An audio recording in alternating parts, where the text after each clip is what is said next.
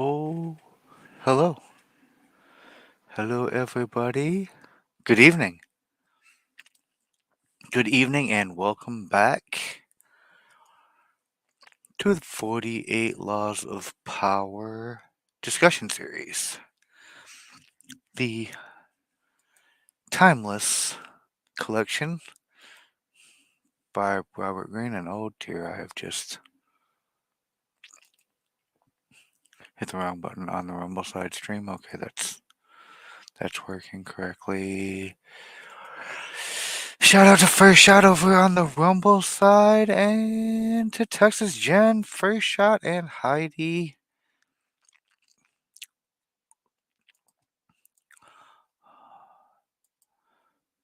All my wonderful people on the YouTube side.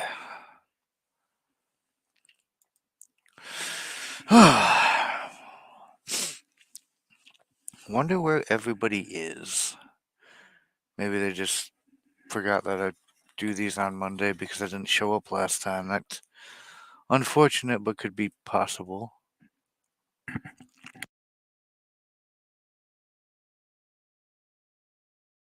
Or maybe everybody just got caught up with dinner at the very last minute like I did and is late.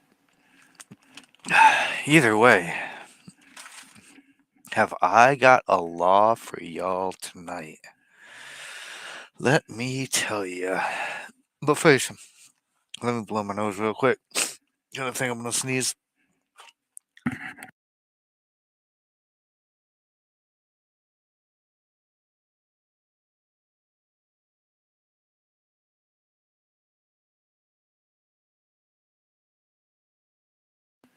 That's better.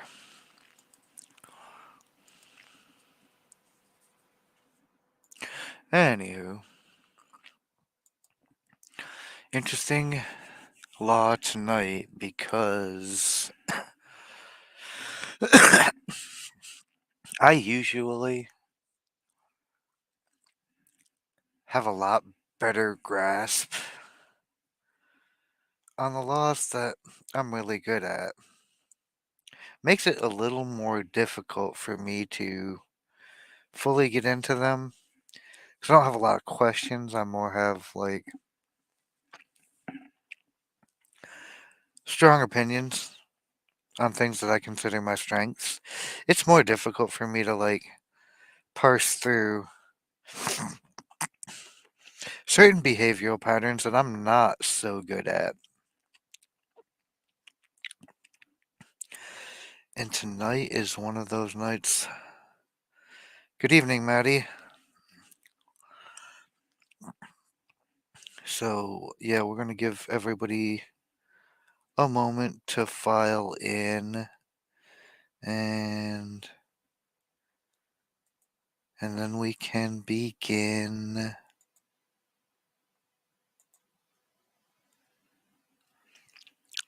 Law 36. Good evening, Bijou. Learner of the law also.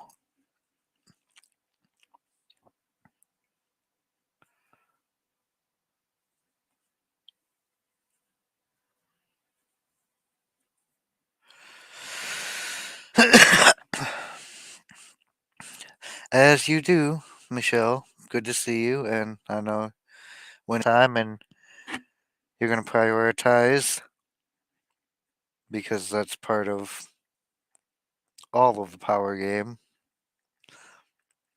But yeah, hopefully this will be a good one to go to bed on tonight because this one's going to be fun. We all know exactly how bad. Well, we don't know how bad I know how bad I am at this. It's good to see everybody filing in.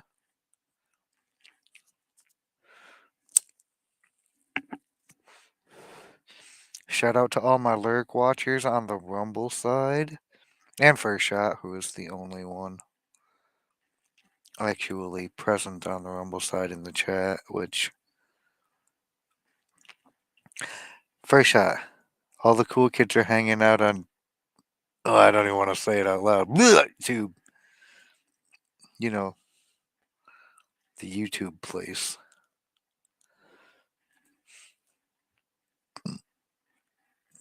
Yeah.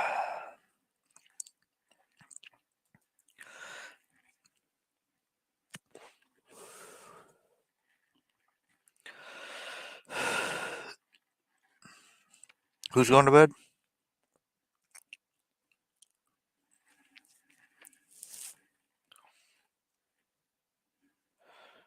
Oh no, is this doing that thing to me again?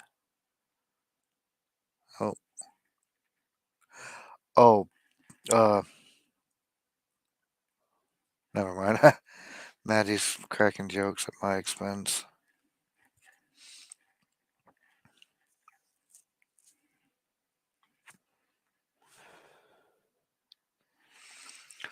Good evening, Chalomania.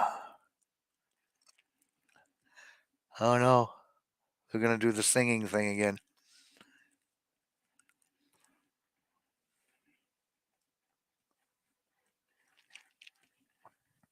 Okay. Good luck with I you said it earlier. The stream that Winning's doing over there. Moderating that mess.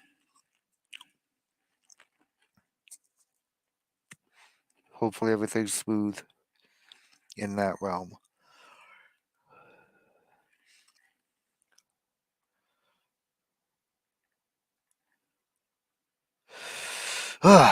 Meanwhile, I get to play with this one. Law 36. Oh my. There's somebody you don't get to see everybody or every day. Good evening, Miss Melissa Jane. Pleasure to have you as always, my dear. Hmm.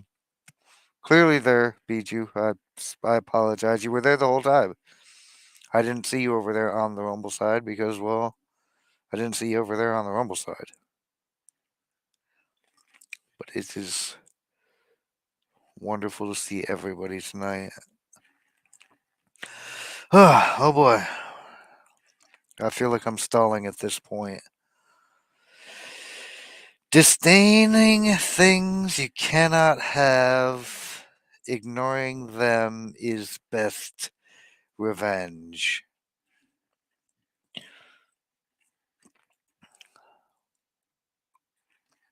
Anybody got any thoughts?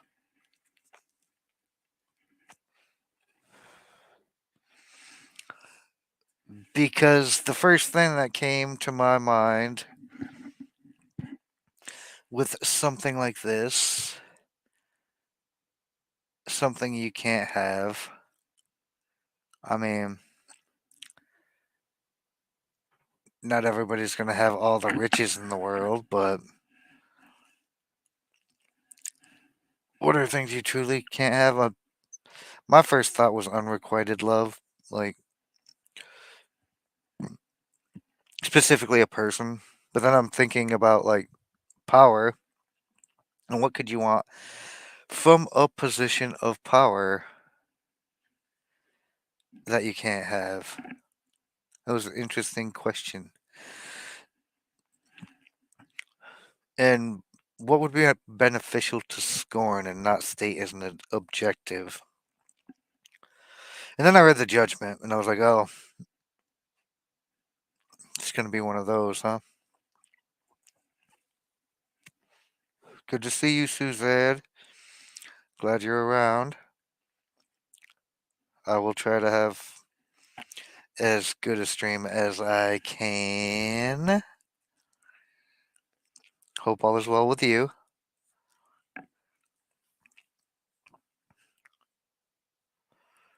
Oh no. Are you guys having a weather event in the zoo down in the south?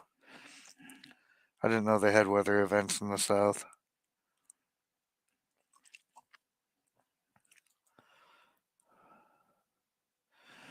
Oh, goody. Bijou and Firsty are interacting over on Rumble. That's good.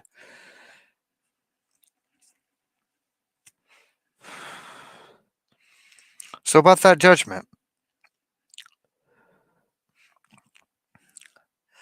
By acknowledging a petty problem, you give it existence and credibility. The more attention you pay an enemy, the stronger you make him. And a small mistake is often made worse and more visible when you try to fix it. It is sometimes best. Leave things alone. If there is something you want but cannot have, show contempt for it. The less interest you reveal, the more superior you seem. And that, oh my goodness.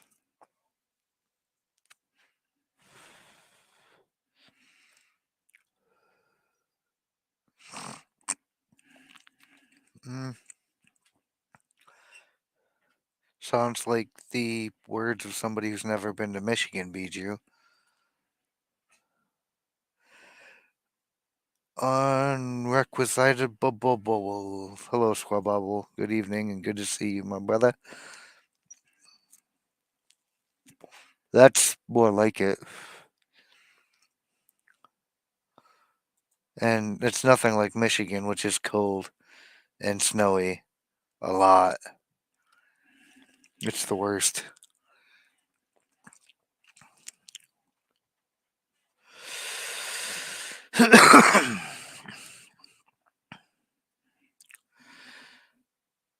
Now, when I read this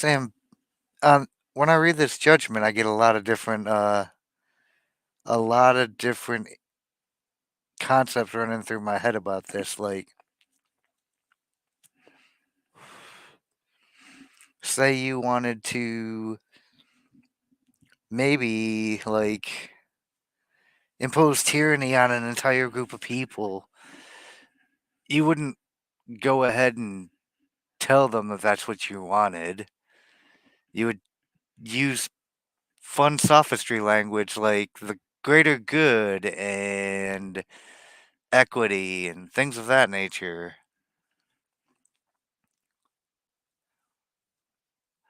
But when it comes to more simple matters, like specifically between people,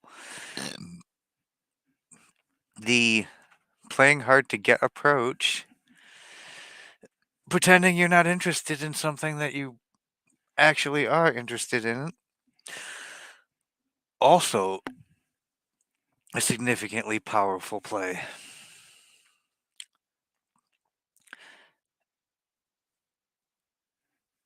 Something I'm terrible at has always been keeping my mouth shut about what I really mean and what I really intend. So these little deception routes are definitely like probably amongst my weakest attributes as a person of any significant power. But the examples that they've chosen for this one, number one, there are no French people. Thumbs up, right? Yeah. And they're very interesting. The first story specifically. Has anybody heard of Pancho Villa? I'm sure the name sounds familiar because it sounded familiar to me too. But I was like, Pancho Villa, who is that? And I'll be the first one to admit certain areas in history I know somewhat. Some I know fairly well. Certain areas of history I don't know anything about at all, and this was one of them. But apparently, this is a significant event that happened in American history and Mexican.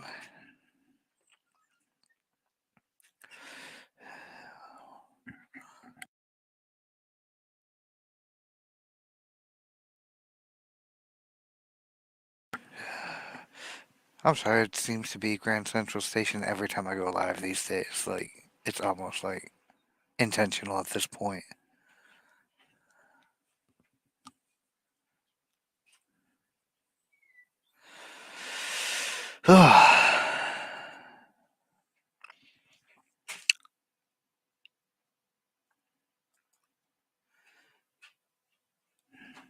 What the?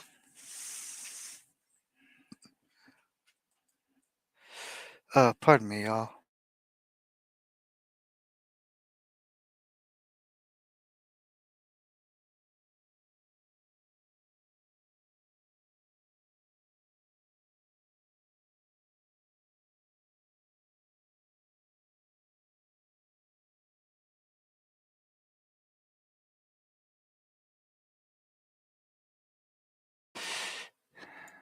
Okay, Maddie is probably the only person old enough to be well, maybe Squaw Bob was old enough to be alive when this happened. But back in 1910, the Mexican rebel leader Pancho Villa started out as the chief of a gang of bandits, as Mexican leaders do. But after the revolution broke out in Mexico, he became a kind of folk hero, robbing trains and giving the money to the poor, leading daring raids and charming the ladies with romantic escapades. His exploits fascinated Americans. He seemed a man from another era, part Robin Hood, part Don Juan. After a few years of bitter fighting, however, General Carranza emerged as the victor in the revolution. The defeated Villa and his troops went back home to the northern state of Chihuahua. Yes, literally Chihuahua. His army dwindled and he turned to banditry again, damaging his popularity. Finally, perhaps out of desperation, he began to rail against the United States, the gringos, whom he blamed for his troubles. Oh, God, does that sound familiar to anybody? Does that sound familiar to anybody in this room? Like, people just blaming America for their fucking problems? Oh, as they do. So from folk hero back to bandit again, as Mexican leaders do. What are you gonna do? Ah.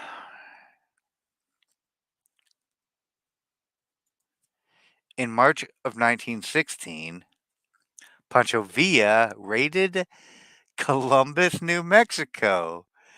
Rampaging through the town, he and his gang killed 17 American soldiers and civilians. President Woodrow, giant piece of fucking shit, Wilson, like many Americans, had admired Villa. Now, however, the bandit needed to be punished, and I've got just the bitch not to do it. Wilson's advisors urged him to send troops into Mexico to capture Villa. For a power as large as the United States, they argued, not to strike back at an army that had invaded its territory would send the worst kind of signal. Yeah,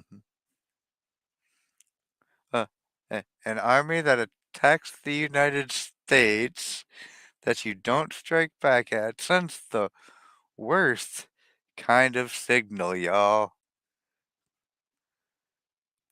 And they were trying to tell Woodrow piece of shit Wilson this in 1916.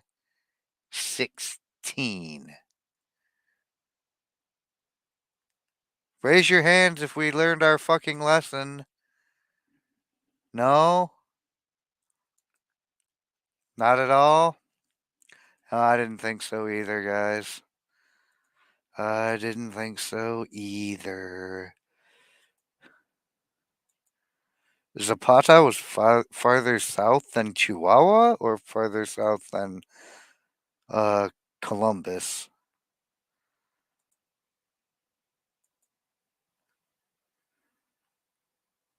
New Mexico.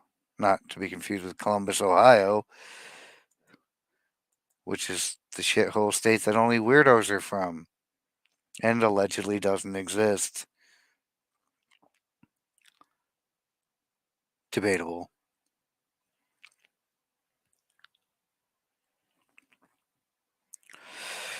Furthermore, they continued, many Americans saw Wilson as a pacifist.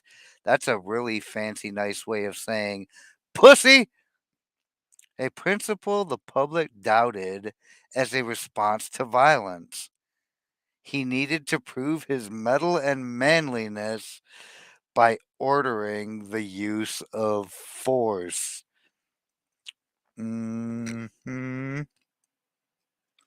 You're weak. You're a weak leader. We can't be abiding by this weak leadership. How quaint, isn't it? That like there were people urging the leadership to pretend to give a shit. I mean, the pressure on Wilson was strong, and before the month was out, with the approval of the Carranza government, he sent an army of 10,000 soldiers to capture Pancho Villa. The venture was called the Punitive Expedition, and its leader was the dashing General John J. Pershing, which I believe Maddie made reference to earlier because he was there for this. Oh, Blackjack Pershing, yeah.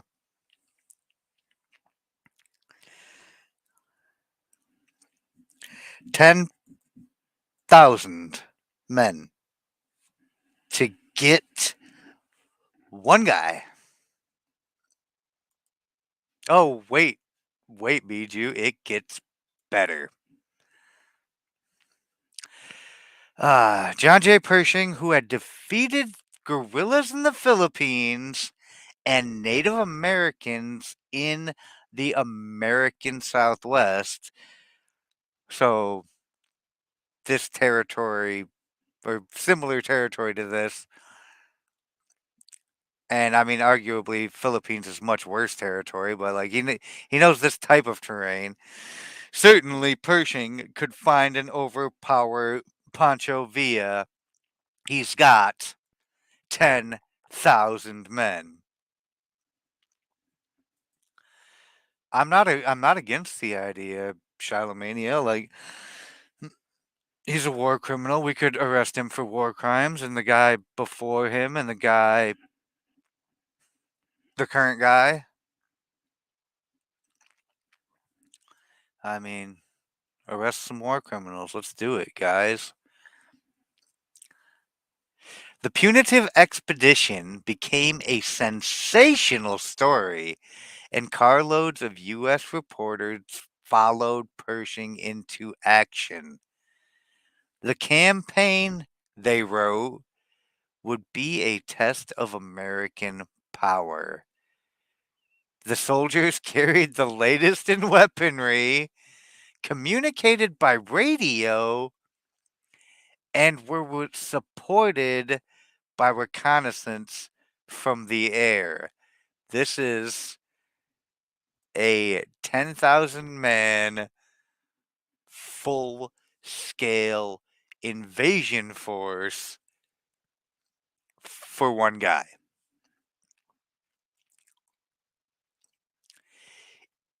In the first few months, the troops split up into small units to comb the wilds of northern Mexico.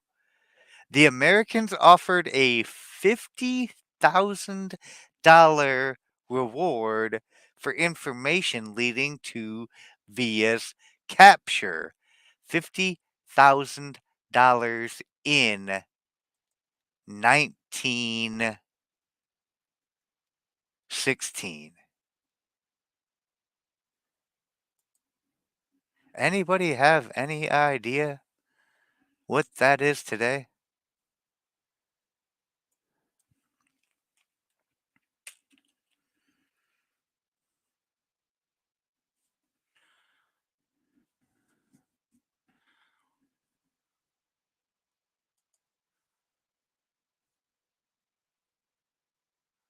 Yep.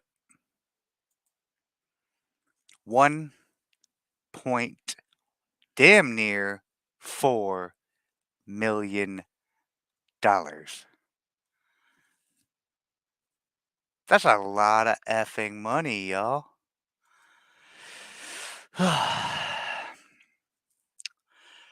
But the Mexican people, who had been disillusioned with Villa when he had returned to banditry, now idolized him for facing this mighty American army. They began to give Pershing false leads. Villa had been seen in this village or in that mountain hideaway. Airplanes would be dispatched, troops would scurry after them, and no one would ever see him. The wily bandit seemed to be always one step ahead of the American military. This reminds me of another cave dweller that I heard a story of.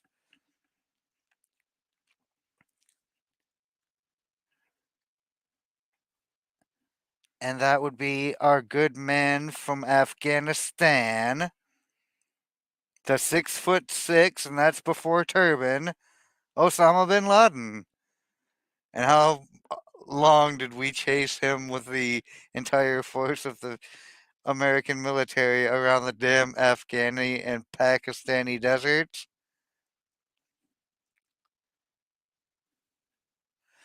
Oh, don't worry about that, Bijou. We're gonna. We've got those numbers as well. It, yeah, it cost them. It cost us a lot. It cost us a lot.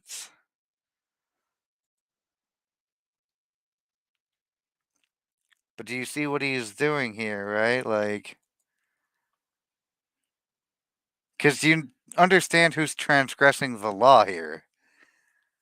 Because at first I thought, like, I'm trying to figure out what the hell Pancho Villa has to do with anything. Pancho Villa's not the one transgressing the law here. We are. Woodrow Wilson, Blackjack Pershing, and the punitive expedition are the ones transgressing the law here big time.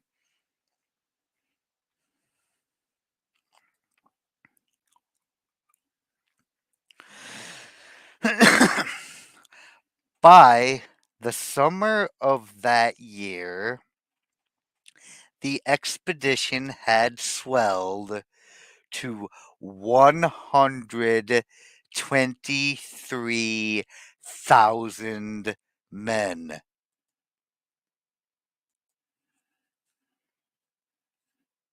123,000 men to catch one guy. How many battalions is that? Like I'm not the military expert, but that's a lot of battalions, bro, to catch one guy. Which is why I it was funny that I thought of Osama bin Laden.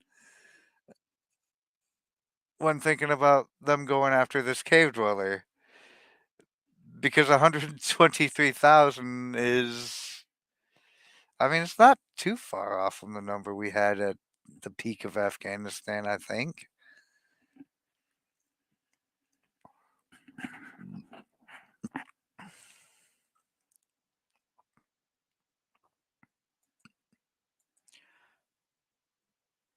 Did they consider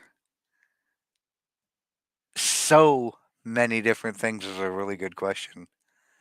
Like, I mean, at this point,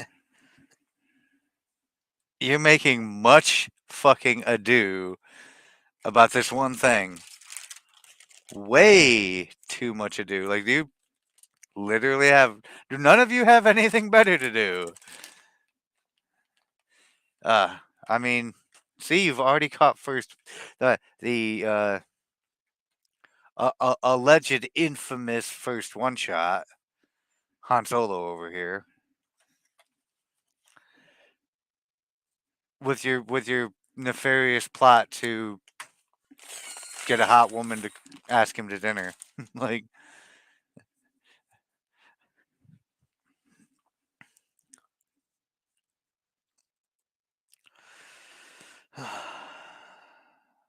they suffered through the stultifying heat, which is a new word to me, stultifying.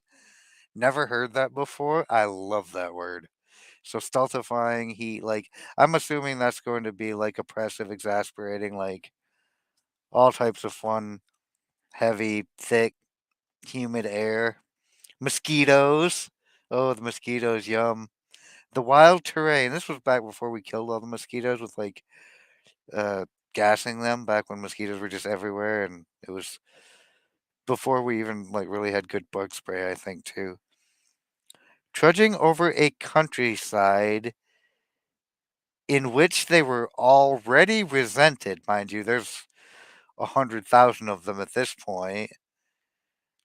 They infuriated both the local people and the Mexican government. Okay, so you're pissing everybody off at this point with your little stupid expedition.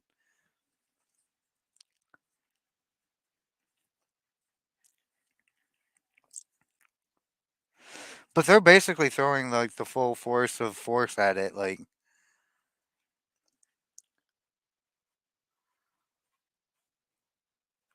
that's actually correct both times. Uncharacteristically correct.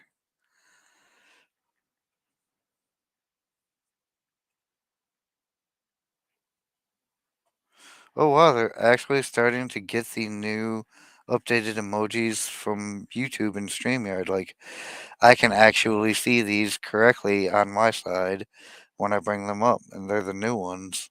At least the goat head one is. Oh my. Now, if they could just get Rumble integration. Sup, Castro on the Rumble side. I swear I just looked over there and you weren't there, so you must have just arrived. Speaking of just arriving, a simple kind of mouse. Good evening, small mousin.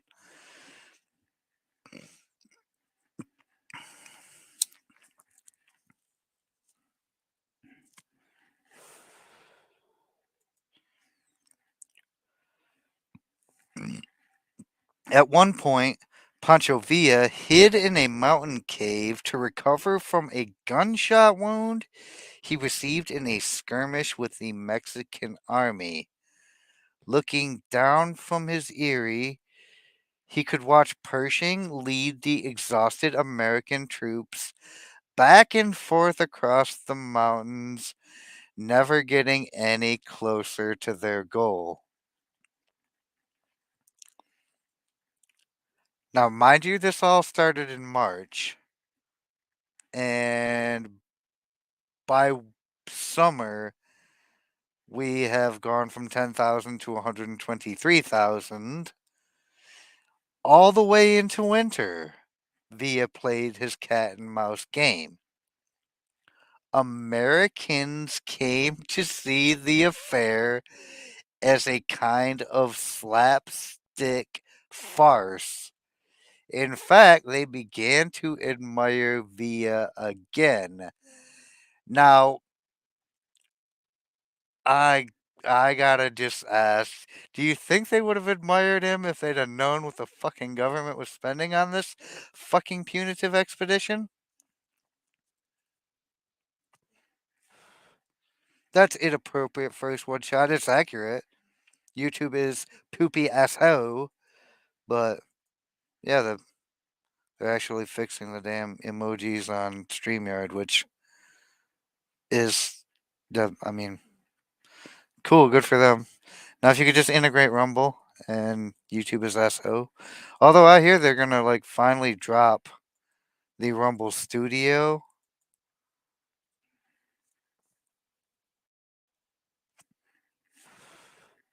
That's supposed to go live tonight. I was watching PBD podcast earlier before the show, and they had Chris, whatever, and the CEO of Rumble on there, and they mentioned that Rumble Studios, which is not at all a knockoff of YouTube Studios whatsoever, will be like being released tonight. It's in beta right now, but it's supposed to be live today, so we'll be checking that out very soon.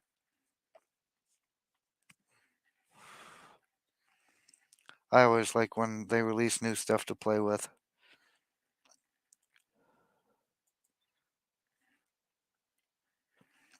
But yeah, do you think the American people would have been uh, admiring this guy when they realized that fortunes were being dumped into finding this asshole?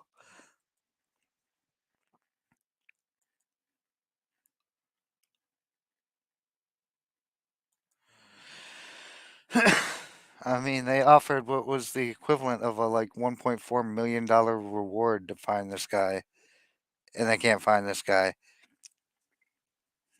And that's in the U.S. dollars. Imagine what that is in Mexican dollars. Yeah, that's like a Brazilian dollars.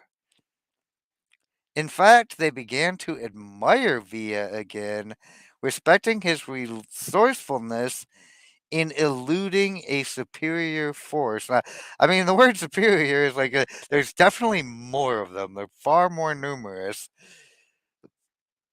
But are they a superior force if they can't catch one guy?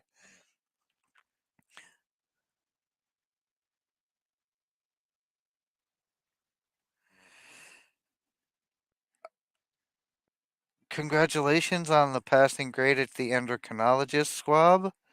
I'm not entirely sure. Yeah, that's my question too, Bijou. Like, were they really a superior force? Really? 130,000 of you? And y'all motherfuckers can't find one guy? Were you really at all a superior force? I do assume that you have your bones, but Squab's bones are hollow and very fragile, so maybe you should get them checked for density. I mean, you're not the youngest squab in the chicken coop there, my dear.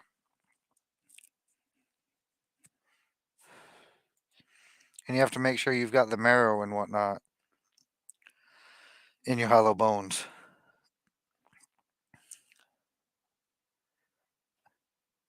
In January of 1917, Wilson finally ordered Pershing's withdrawal. As the troops made their way back to American territory, rebel forces pursued them, forcing the U.S. Army to use airplanes to protect its rear flanks. This also feels a lot like the withdrawal from Afghanistan. My, how we don't learn our lesson.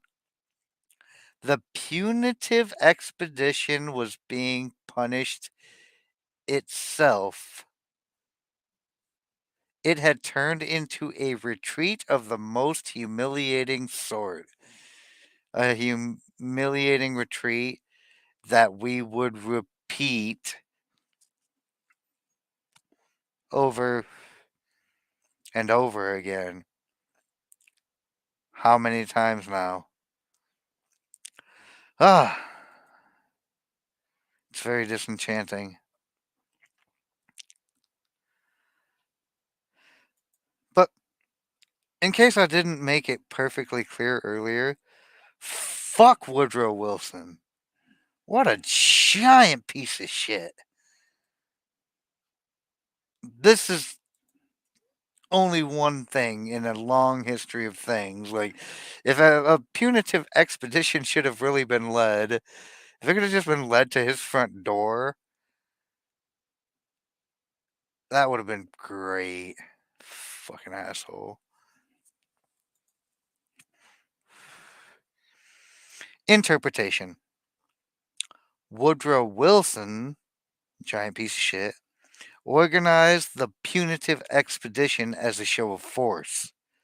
He would teach Pancho Villa a lesson and in the process show the world that no one, large or small, could attack the mighty United States and get away with it. Fucking joke's on you, buddy.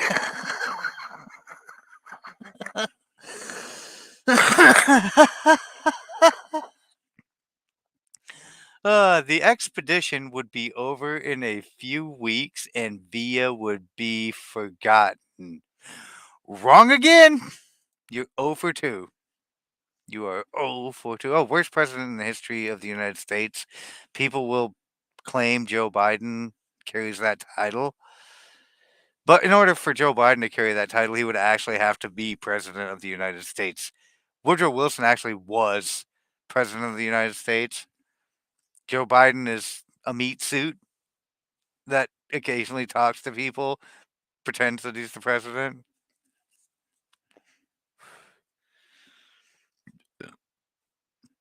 Tis the theater.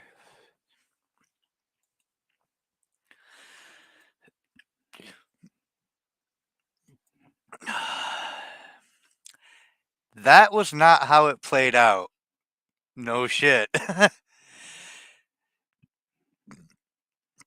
The longer the expedition took, the more it focused attentions on the Americans' incompetence, another theme that would continue on for the next century, and on Villa's cleverness.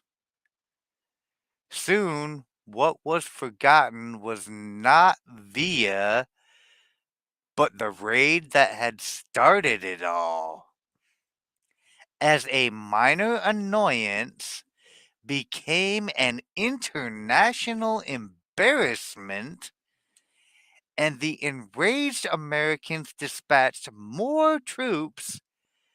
The imbalance between the size of the pursuer and the size of the pursued, who still managed to stay free, made the affair a fucking joke.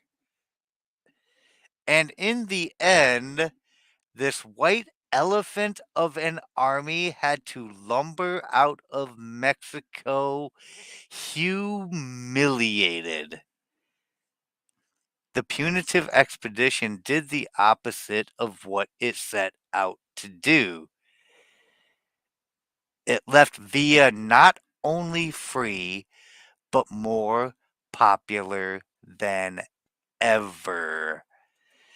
So, by wanting this guy's head more than anything else, we succeeded in showing the entire world that the most powerful army on the planet at the time was not competent enough to catch one fucking guy. I mean, he had his people. He had his little band of rebels that he tried to fight and lose the Revolutionary War or the Mexican Revolution with. So, I mean, it's not like he was just one guy. He had a network, but obviously, like the more this went on,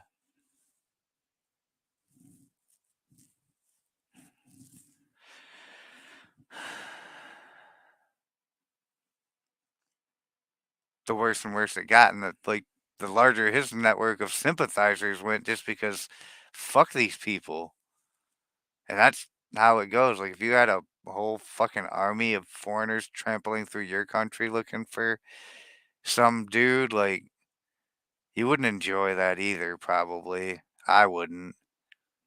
I don't know. Kind of seems like we got a whole army of foreigners invading our country more and more every day. Nobody's really getting annoyed with it, but lessons of history we don't learn.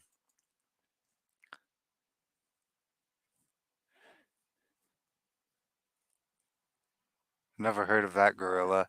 The only dead gorilla story I know is good old tits out for Harambe.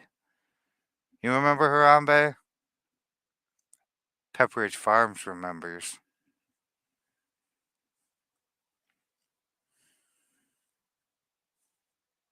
Yeah, I too would say, look over there. Yeah, I mean, well, I'm not a snitch, so uh, yeah, I have no idea where he is.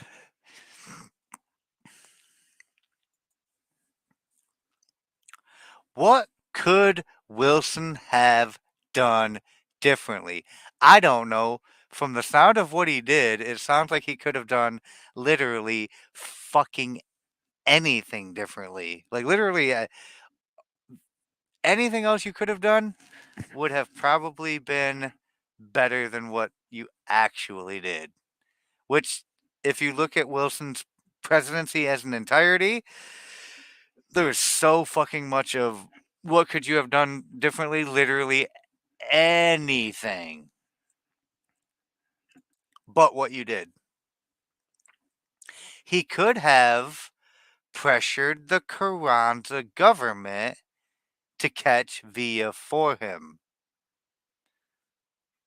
Alternatively, since many Mexicans had tired of Villa before the punitive expedition began, he could have worked quietly with them and won their support for a much smaller raid to capture the bandit. You know, by surprise, like a hey, we're not gonna let you know we're coming. Like you just keep an eye on him. Like let us know where he is, and we'll go in under cover of darkness with head bags. Yeah, definitely don't throw kids at the gorillas and then get mad at the gorilla. Especially when all he was trying to do was pick the kid up and hand it back, like, hey, you dropped this thing in my gorilla enclosure. And then it was like, oh no, he's gonna pick up the kid, and then they shot him. It's like, man, that gorilla was just trying to be helpful. Like, hey, you dropped your kid, you want it back? I'm tall, I can like I'm also really gorilla strong. I can throw him back up there real easy. Uh a moment, please, y'all, for the memory of the mighty Harambe.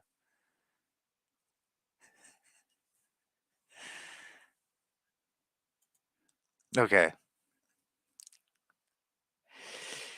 He could have organized a trap on the American side of the border, anticipating the next raid, or he could have ignored the matter altogether for the time being, waiting for the Mexicans themselves to do away with Villa of their own accord. Mind you, he had already pissed off the Mexicans to the point where he's like trying to attack and raid on this side of the border because he's fucked up way too much shit at home.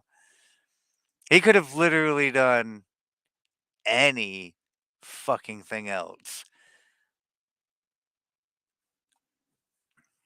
But no, no, the White Elephant Army.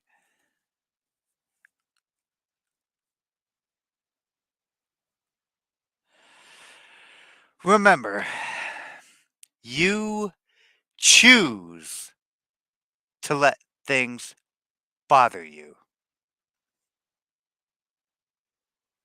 You can just as easily choose not to notice the irritating offender.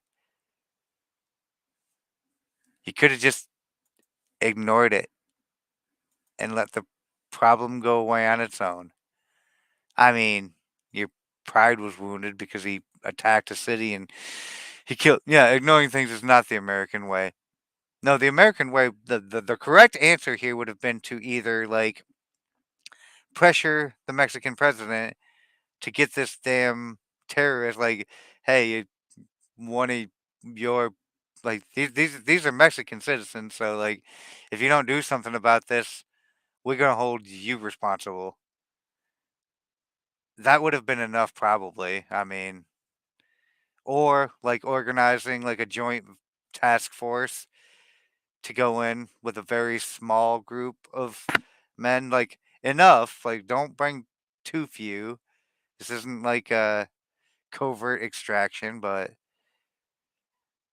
enough, small enough force that they don't know you're coming. Like, maybe you have Mexican troops prepared. Maybe you bring in some American troops, and you find where this guy is. You surround him. You strike fast, hard before he has a chance to slither away, and you solve the problem immediately. Like,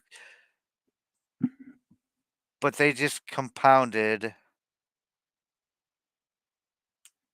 the problem by getting more and more incensed and enraged and throwing more and more and more troops at this, strengthening their enemy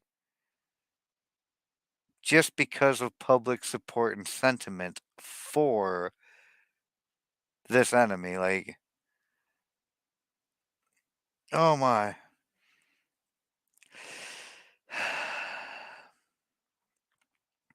Because they let it bother them.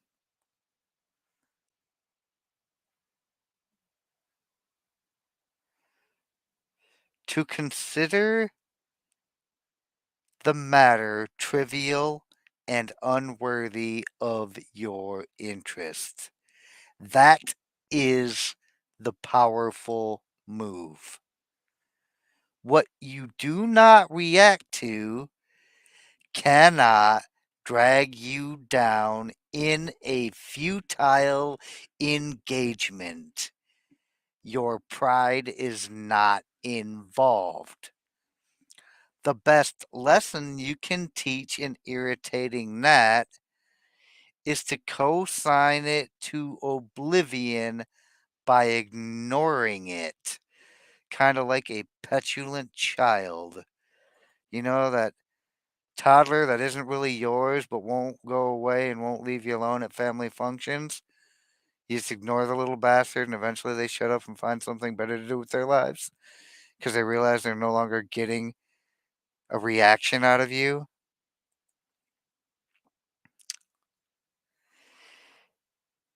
If it is impossible to ignore, Pancho Villa had in fact killed American citizens, and yes, as Bijou stated, it is not the American way to ignore things until today. Until today, Bijou. We've got more people coming across that very same border doing crimes and raiding and attacking in America today than are being born here today. So we've clearly decided that ignoring things is now the American way. But as long as it's things that hurt us, we won't ignore anything that helps strengthen us, like the Second Amendment. We have to attack that Second Amendment and get rid of it. Putin would have gotten via. He would have ridden in shirtless on his horse, and he would have ridden out with Via's head on a fucking spike. He'd have put that bitch on the end of a spear and ridden all through Mexico with it, all the way back home, hollering like a madman because Putin's 5'7", and that's angry manlet energy right there.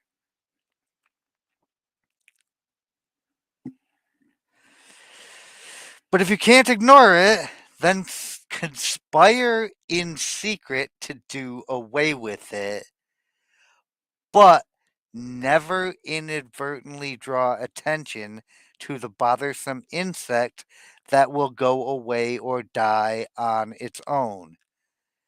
If you waste your time and energy in such entanglements, it is your own fault. Learn to play the card of disdain and turn your back on what cannot harm you in the long run.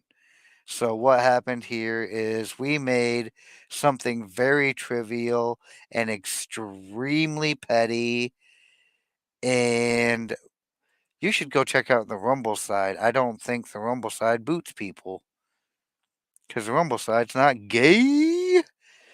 Hello, Kitty. Good to see you, Ninja.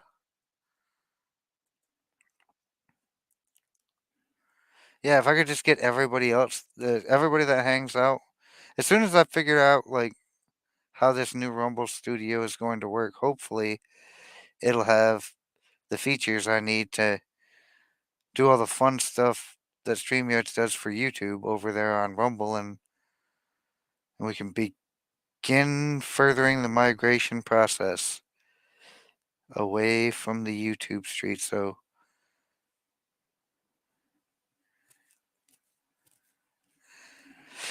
oh, okay, where were we?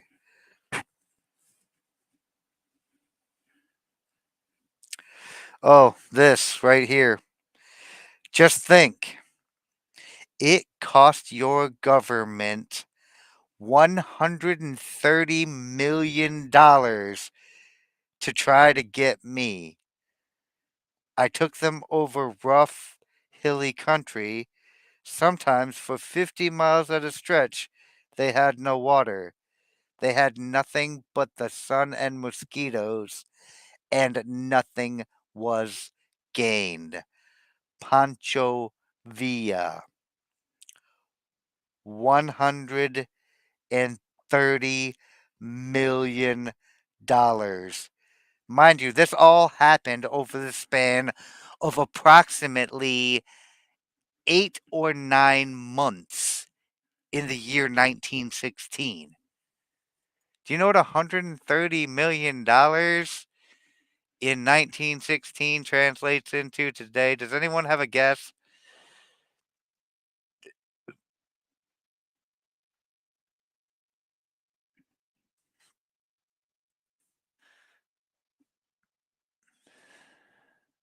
I will wait for a second, give y'all a second. See if anyone has a guess on how much $130 million is today. Yeah, I mean, I'll give y'all plenty long enough to look it up if you want. That's a good guess. That is a good guess, Bijou. That is not correct. That is not correct.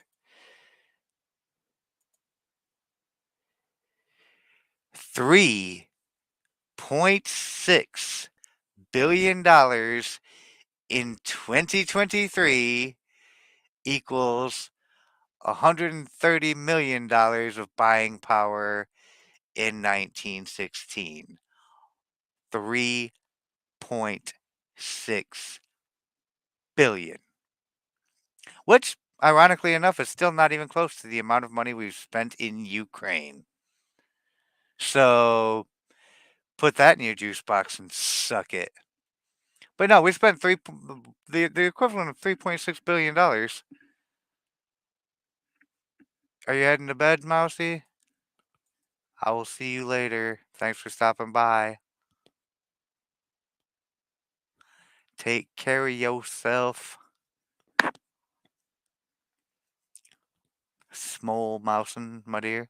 But yeah, $3.6 billion were spent to get the one guy. Oh, and by the way, we didn't get the guy. You did what? Ah,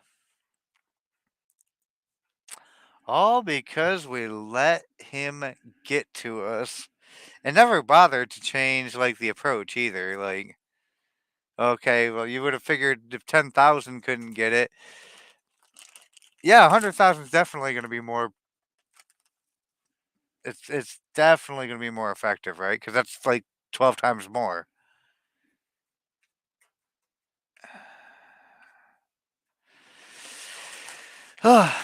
You'd be wrong, but what are you gonna do? Maybe if you'd have tried, I don't know, like literally anything else, any other approach. Maybe don't chase it. Maybe let him come to you. That would have probably been the best to just w- wait, do nothing, and prepare for the next attack, and then boom, scoop them up when they're on this side of the border, and then you can execute them. You don't even have to worry about the Mexican government at that point.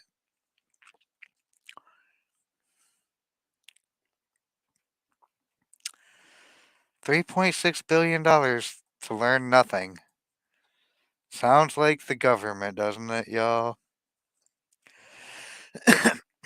So yeah, it took me a minute to realize that it was us, the United States, and Woodrow Wilson specifically, and all the people that worked for him that were transgressing the law. But once I realized where he screwed up, I was like, oh yeah, I wouldn't have done any of that myself. But I'm also not an incompetent, bumbling buffoon like Woodrow Wilson.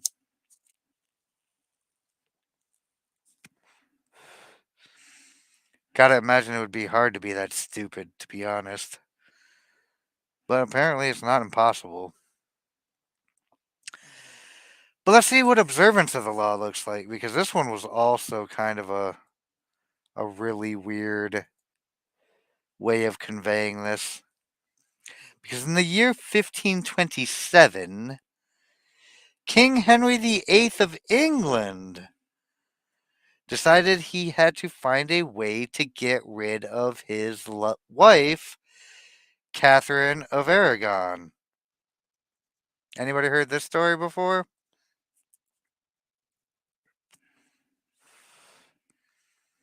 It's a it's a fairly famous story. Catherine had failed to produce a son, a male heir who would ensure the continuance of his dynasty,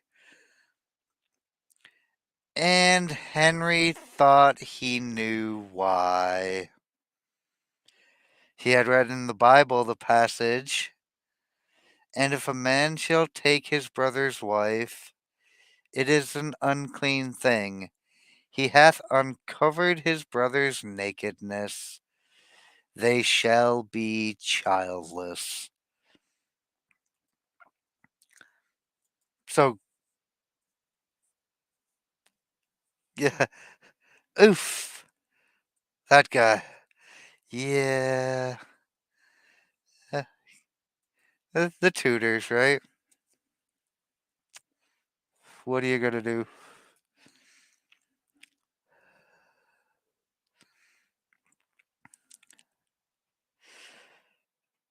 Before marrying Henry, Catherine had married his older brother Arthur, but Arthur had died 5 months later. Henry had waited an appropriate time, then had married his brother's widow. Oof. This is already starting off as sounding like a bad idea.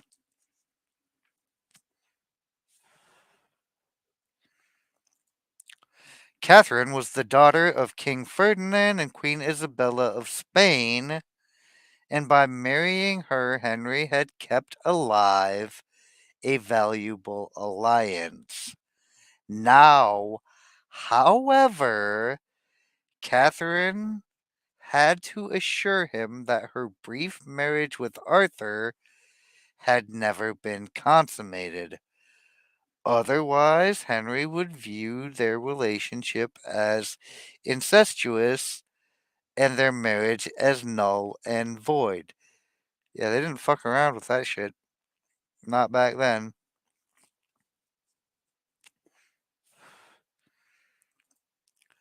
I mean, for political marriages, things are done very differently. They always have been. And in general, the practice is discontinued today, but you still see these powerful families intermarrying, and occasionally you'll I can't think of a contemporary example of this type of behavior, but at the time, this type of shit wasn't uncommon. During this period. But yeah, if the marriage was never consummated, I don't know, 5 months. That's a long time. Unless he was like Prince Charles, old and or King Charles now, and old and like all the Viagra in the world isn't gonna work. It's hard to believe that that didn't happen. Catherine insisted that she had remained a virgin through her marriage to Arthur, and Pope Clement VII supported her by giving his blessing to the union, which he could not have done had he considered it incestuous. Yet, after years of marriage to Henry, Catherine had failed to produce a son, and in the early 1520s, she had entered menopause. Old lady. She became an old lady. Old and barren. Was she fat? Was she old and fat and barren? That would be funny.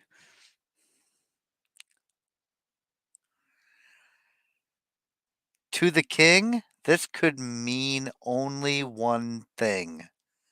She had lied about her virginity. Their union was incestuous, and God had punished them.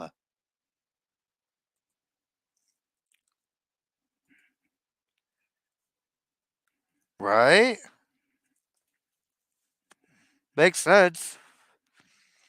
I mean, it says it right here in the Bible, and, well, I married my brother's wife, and, I mean,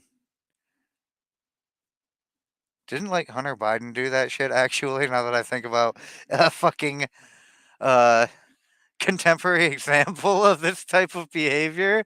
Didn't Hunter Biden, like, sleep with or, like, hook up with,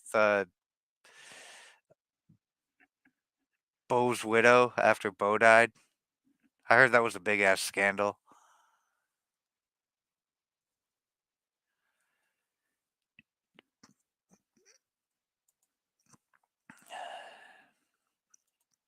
I feel like that's a scandal that I heard about. Yep. There was another reason why Henry wanted to get rid of Catherine. He had fallen in love with a younger woman, Anne Boleyn. Not only was he in love with her, but it, if he married her, he could still hope to sire a legitimate son. The marriage to Catherine had to be annulled. For this, however, Henry had to apply to the Vatican, but Pope Clement would never annul the marriage because he blessed it. And to annul it would have to admit that he was fucking wrong.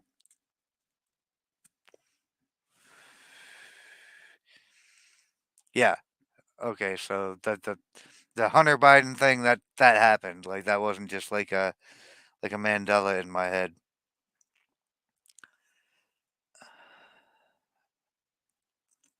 By the summer of 1527, rumors spread throughout Europe that Henry was about to attempt the impossible to annul his marriage against the Pope's wishes.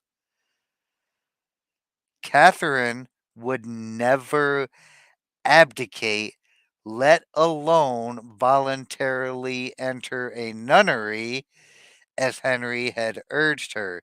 So he was trying to get rid of her the polite way. Yeah, like, maybe if you could just step down and let me have a wife that's not barren as the desert, and you just go join the nuns. Join the nuns. No. Shit. But Henry had his own strategy. He stopped sleeping in the same bed with Catherine since he considered her his sister in law, not his lawful wife. Oh boy, he's doing mental gymnastics. He insisted on calling her Princess Dowager of Wales, her title as Arthur's widow.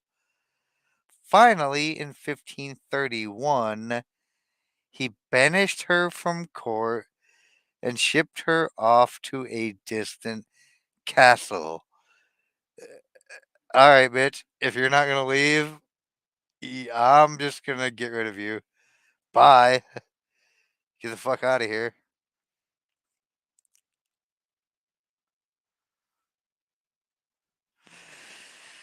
I'm pretty sure they did an entire HBO or Showtime original series about this guy. I'm pretty sure I saw it.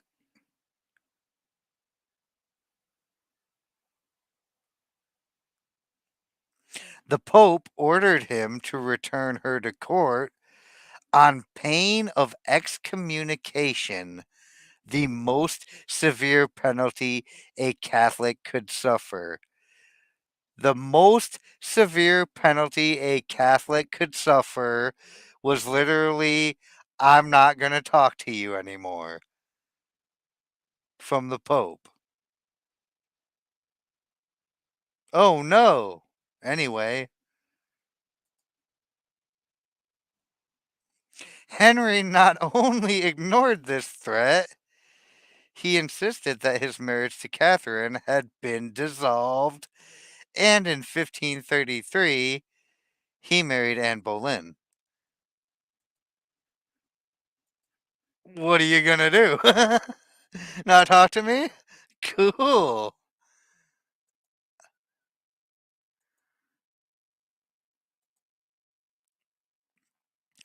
Clement refused to recognize the marriage, but Henry did not care. He no longer recognized the Pope's authority and proceeded to break with the Roman Catholic Church, establishing the Church of England in its stead, with the king as the head of the new church. Mm-hmm. Sounds about right. And so, not surprisingly, the newly formed Church of England proclaimed Anne Boleyn's England's rightful queen.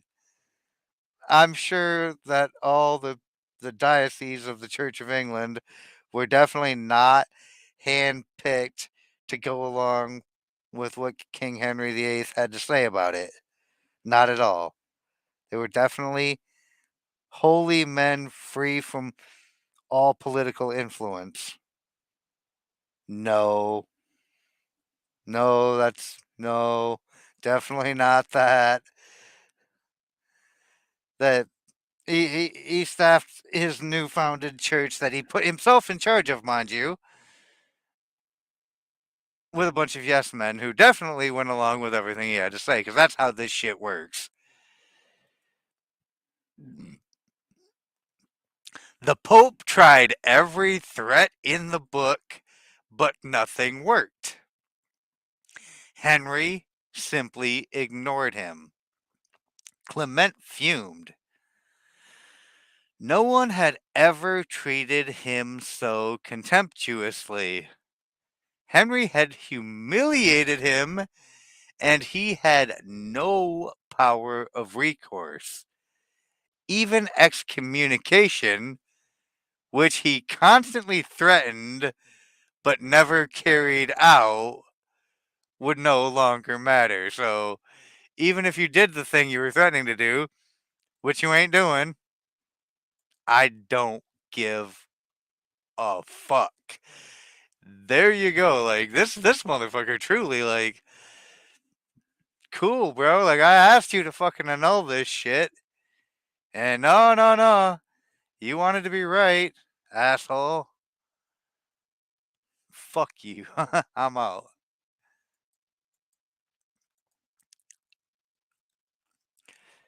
Catherine, too, felt the devastating sting of Henry's disdain. She tried to fight back, but in appealing to Henry, her words fell on deaf ears, and as it is with old ladies who are bitching, soon they fell on no one's. Isolated from the court, ignored by the king, mad with anger and frustration, Catherine slowly deteriorated and finally died in January of 1536 from heart cancer. Literally, I was so expecting that buildup to be a broken heart, but no, it was a fucking tumor. It was heart cancer. Heart disease been killing people for hundreds of years. Make sure you get tested regularly for all things health. We don't want anybody dying of a broken heart cancer. Cancerous tumor of the heart, yep. Totally didn't see that coming, actually. Was expecting her to die. Suicide was actually what I was expecting. But no. No, she died of a heart cancer. Oofed.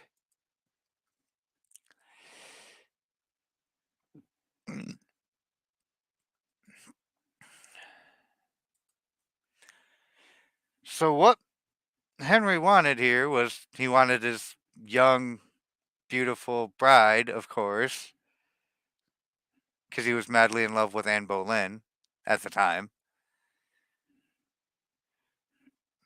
The real question I have,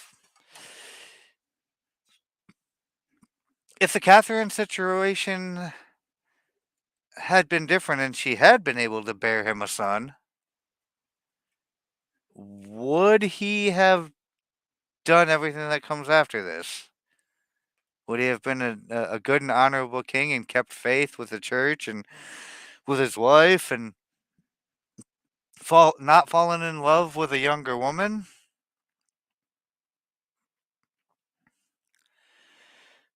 Or would he have done this anyway?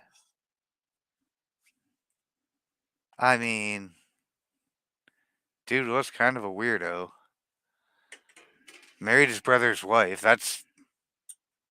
I mean, I understand, you're trying to maintain the alliance with Spain, but like if you have no heir, that alliance you're attempting to maintain is useless because you have no one to pass your part of it onto.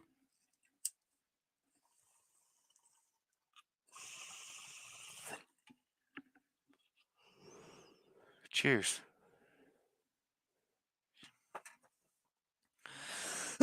Choosy, choosy.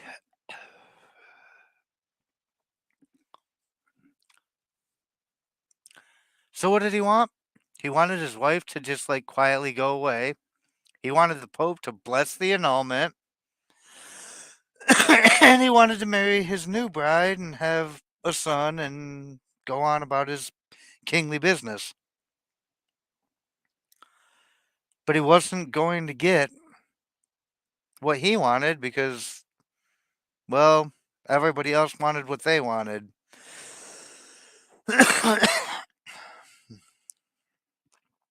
Interpretation. When you pay attention to a person, the two of you become partners of sorts, each moving in step to the actions and reactions of the other.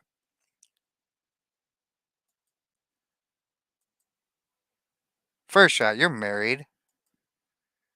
Is that how marriage life works? Like, you're partners of sorts and you're each moving in concert, reacting to the actions and reactions of the other? The only other person in here that I know for a fact is married is Mousy, and she left. I don't think anybody else is actually married in here.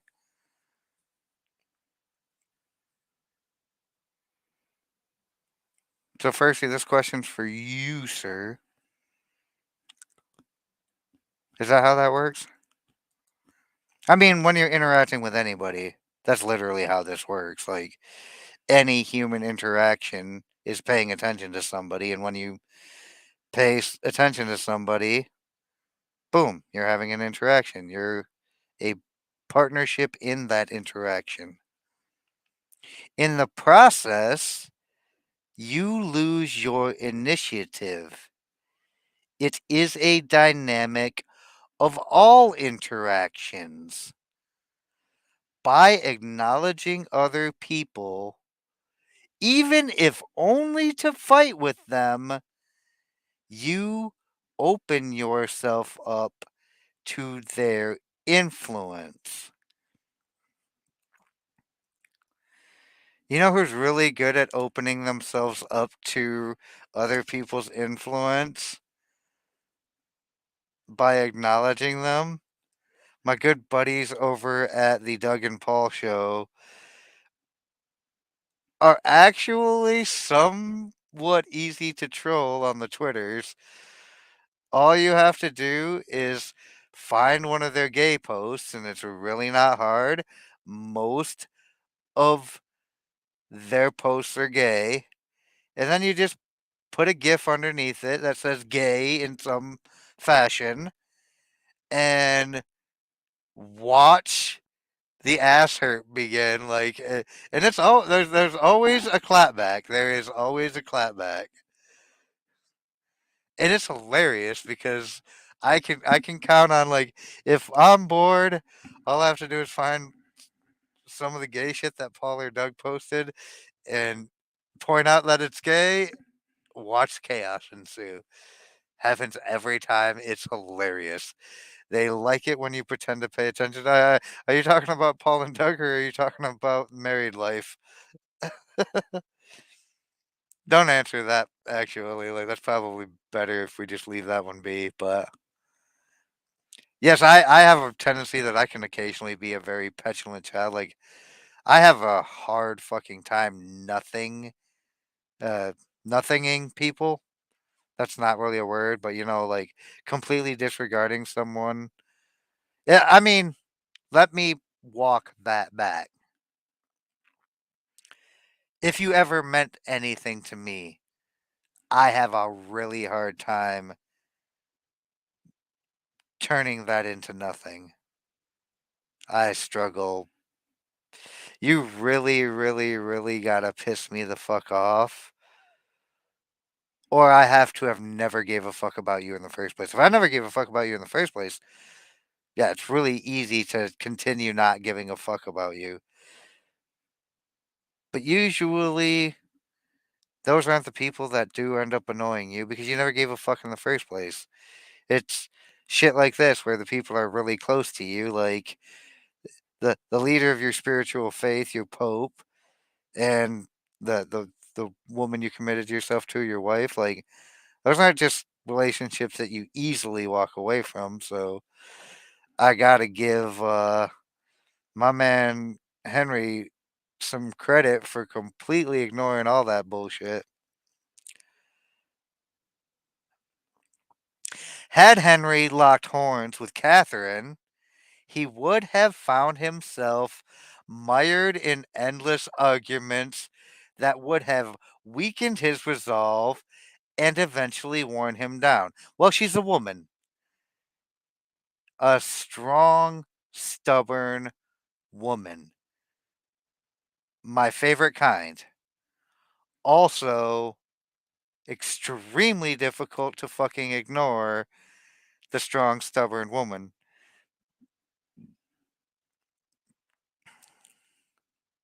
Sometimes it's downright infuriating.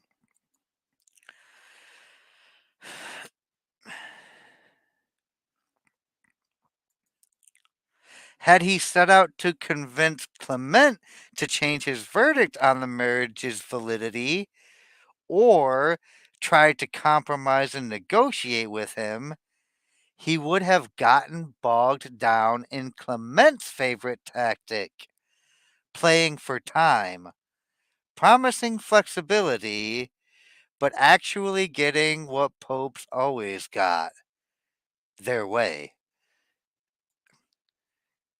So he's just basically going to just defer,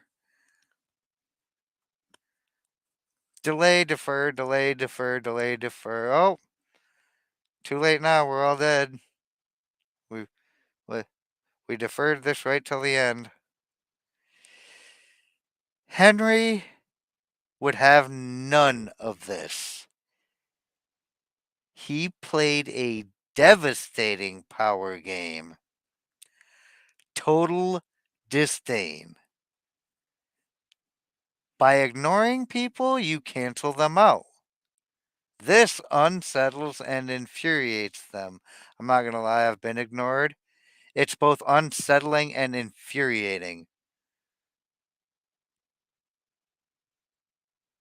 I fucking hate being ignored because I'm the one who'd rather fight and give up the power of the influence. That's why, like, I ignoring and treating with disdain is so fucking difficult for me. Because, God, that would have to be ignoring myself, and I hate being ignored, and I have a hard time ignoring. You love being ignored? What? I don't believe that. I don't think anyone loves being ignored. Like, you might be okay with being ignored, but I don't think anyone loves being ignored. Not by someone they care about, not by someone whose attention they want. Like, the whole fucking world could ignore me for all I care, but there's a few people that if they did ignore me, it would fucking bother the ever loving shit out of me. There's very few people left on that list, but there's still a couple there. And it would really fucking bother me if they fucking ignored me. Yeah, not by my friends, exactly. Like the whole fucking rest of the world, all 8 billion people can fuck off. Save for this very small handful of people that actually matter. And that's why this power play is extremely difficult to run because most people give a shit, you know? It's a devastating power game. But since you have no they have no dealings with you, there's nothing they can do. Yeah, that's the thing. Like once you just ignore people like so be it, whatever. I don't care what you think anymore. Boom. What are they going to do? Like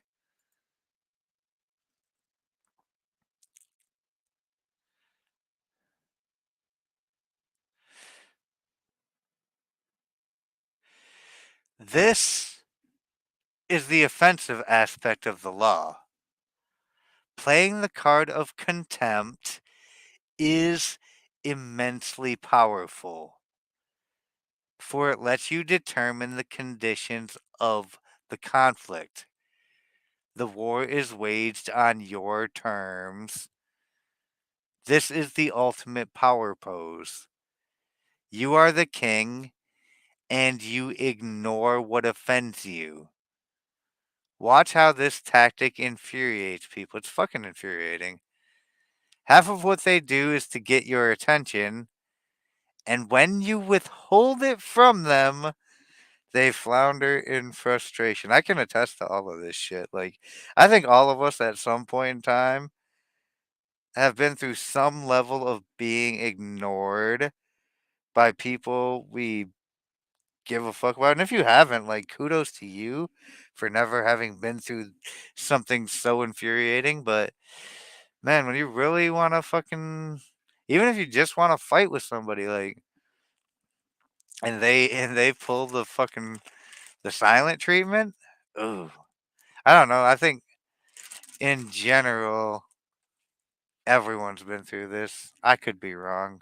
I could just have conflict issues of my own, but God, it's fucking obnoxious.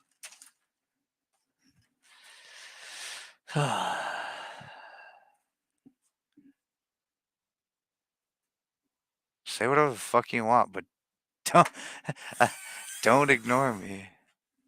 I pretty much used to being ignored. That sucks. I mean, that sucks, and it's also powerful. Like, if you're to the point with being ignored that you don't care anymore, imagine like how much power nobody has over you because they can't nothing you.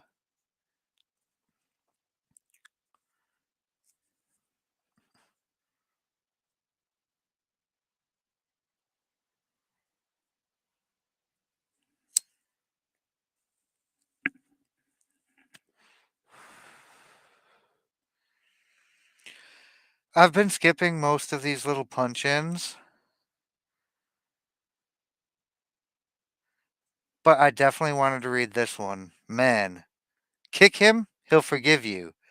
Flatter him, he may or may not see through you, but ignore him and he'll hate you. Idris Shah, Caravan of Dreams. And I was like, you're damn right. Like, amen. Fucking ignore me. What is wrong with you? Cat Ninja, there's a message for you.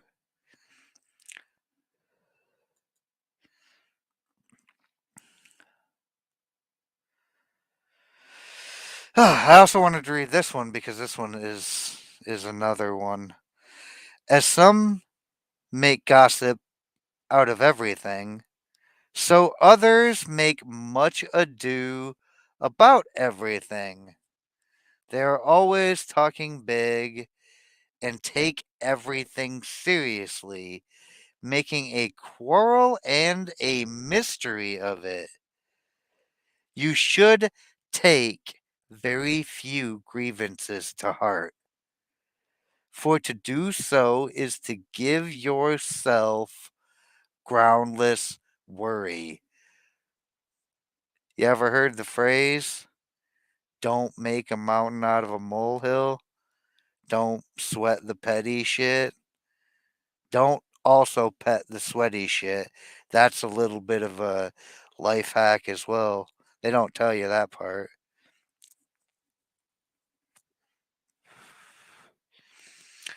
It is a topsy turvy way of behaving to take to heart cares which you ought to throw over your shoulder. Shit that you literally should try not giving a fuck about. Because there are a lot of things in life that you could give a fuck about. And if you've ever read The Subtle Art of Not Giving a Fuck, you would know that there's very few things that really fucking should be given a fuck about. Actually, it's a fact that ignoring a child is worse than any other kind of abuse. Ugh. It's funny because I'm a mostly solitary person. Like, I can be social in chats and shit, but in general, like, I don't much care for too much human interaction. But if I need to talk to somebody and that person is ignoring me actively, that's infuriating.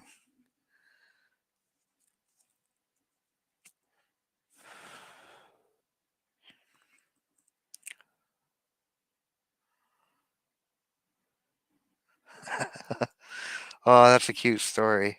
Anyway, many things which seemed important at the time turn out to be of no account when they are ignored, and others which seem trifling appear formidable when you acknowledge them. Things can easily be settled at the outset, but not so later on. In many cases, the remedy itself is the cause of the disease. To let things be is not the least satisfactory of life's rules. Gracian. And it's true. Like, there's so many problems that we fret over that if you just ignored that bullshit, most of it's not going to affect your life. But if you address it, you can make that tiny nothing that would have gone away had you ignored it into something that can be far more ruinous in nature, far more formidable, as my man Gracian has stated here.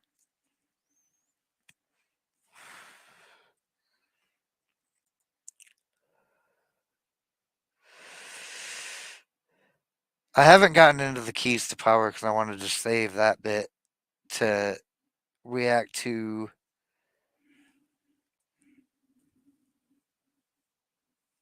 this point, but it's like everybody grasping how ignoring fucking annoyances and shit. I don't know. I feel like the uh the disdain and contempt in this one is it's a little difficult for me. Like ignoring is a fucking superpower. Sometimes I wish I were better at it because I would have had a more peaceful existence to this point. Always assess the situation. That's a good assessment there, Charlemania.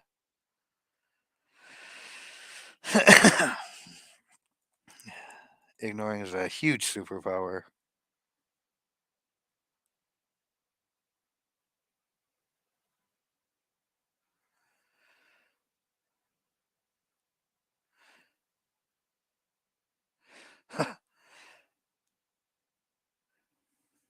Cat Ninja added a little bit more to the Henry Tudor story about the other four wives that he had. Anne Boleyn, like the rest of them, all met with a very headless fate. Catherine was the only one that survived. Well, technically, they had already been punished in his eyes because God, but he became way more punitive after that. That's a story outside the scope of the law this time, though. Keys to power. Desire often creates paradoxical effects. The more you want something, the more you chase it, the more it eludes you. The more interest you show, the more you repel your object of your desire. And this, oddly enough, is a thing that back when the PUAs were still popular, they would teach like that and there's actually a fundamental biological concept with gaming the female brain specifically. If you signal to a woman that she is above you in social market value, she will see herself as above you and thus see you as less worthy of her than someone above her. Whereas if you treat a woman like she's beneath you will signal to her that she is beneath you, and she will believe that you are somehow above her, even if such a thing is not the case. This does not work the other way around. But there's something about the female brain that can be gamed in this manner. This is a evolutionary biology thing, and it's fascinating how actually this works because it does work, but you have to really fucking believe it.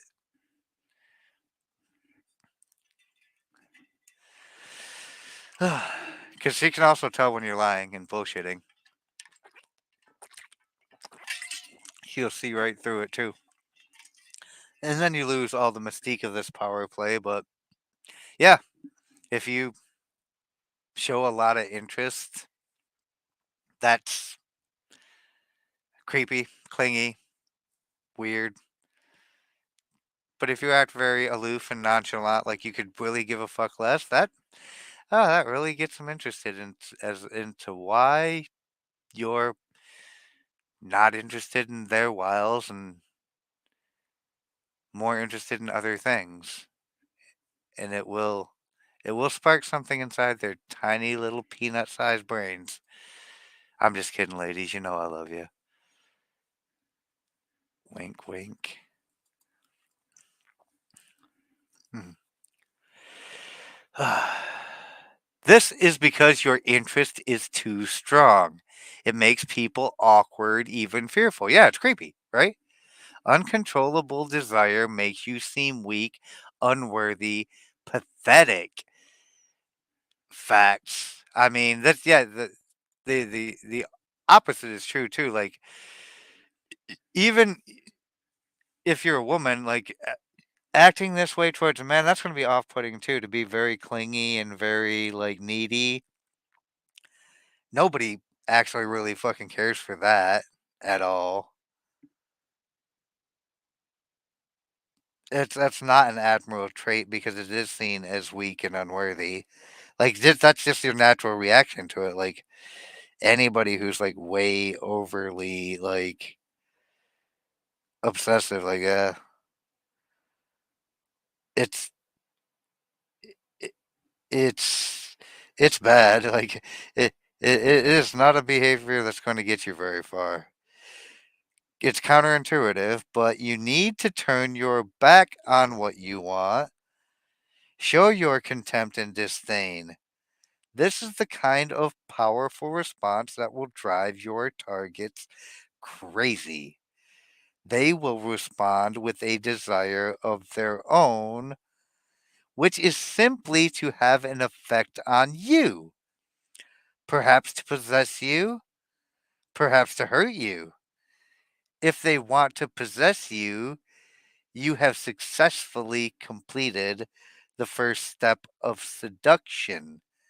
If they want to hurt you, you have unsettled them and made them play by your rules.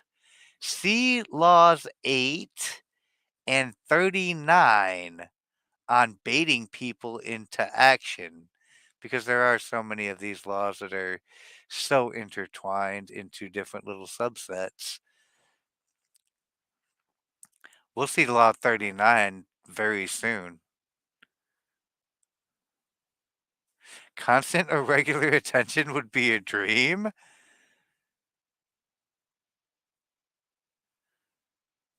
Oh god, that actually, I mean, I don't know. There are cases that could be made for that, and then sometimes there's cases for I just leave me the fuck alone. I couldn't do constant attention. I don't. Maybe I don't know. I know there have been situations where I've just felt like I wanted constant attention, but you probably only feel that way when you're not fucking getting it. And then once you're getting it, then you realize, oh yeah, I remember why I wasn't getting this in the first place. This, uh, so Definitely something you probably want more when you don't have it.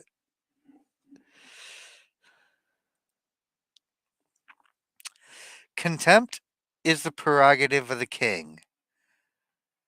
Where his eyes turn, what he decides to see is what has reality. What he ignores and turns his back on is as good as dead. That was the weapon of King Louis XIV. If he did not like you, he acted as if you were not there, maintaining his superiority by cutting off the dynamic of interaction. Now imagine, like, that's really easy to do because we're all here on the internet, and ignoring all of you is a simple series of button clicks away, and my devices go into the off position, and I can ignore everybody all at once. But imagine being at court and someone comes up and tries to talk to you, and you just straight with a perfectly straight face, just act like they don't even exist, ignore them outright right to their face.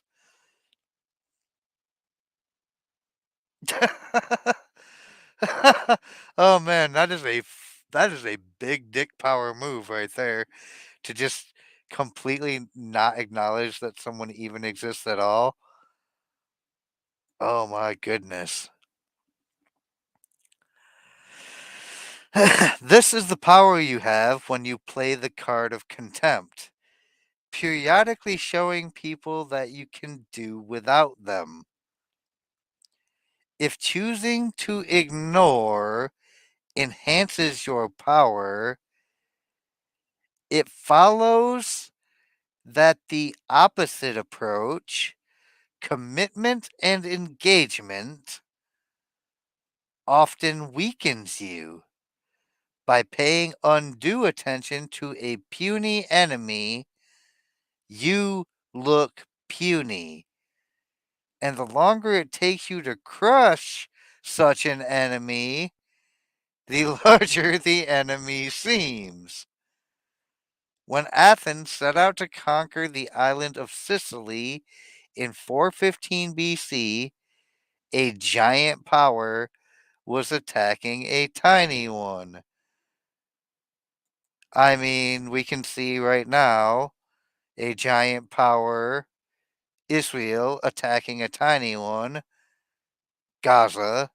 We can see a giant power, Russia, attacking a tiny one, Slava Ukrainian.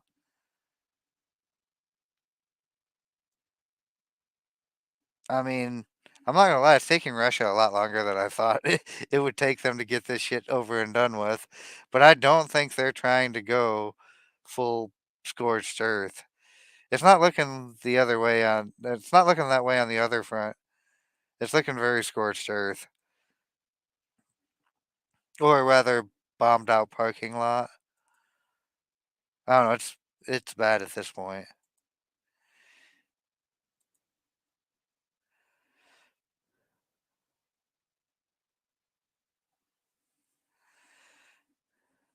Yet, by entangling Athens in a long, drawn out conflict, I don't know, like the United States in Iraq or Afghanistan, for example, Syracuse, Sicily's most important city state, was able to grow in stature and confidence. Finally defeating Athens, it made itself famous for centuries to come. In recent times, President Kennedy made himself a similar mistake in his attitude to Fidel Castro of Cuba. His failed invasion at the Bay of Pigs in 1961 made Castro an international hero. I wonder if they still feel that way. Spoiler, they don't. The Cubans no longer feel that way.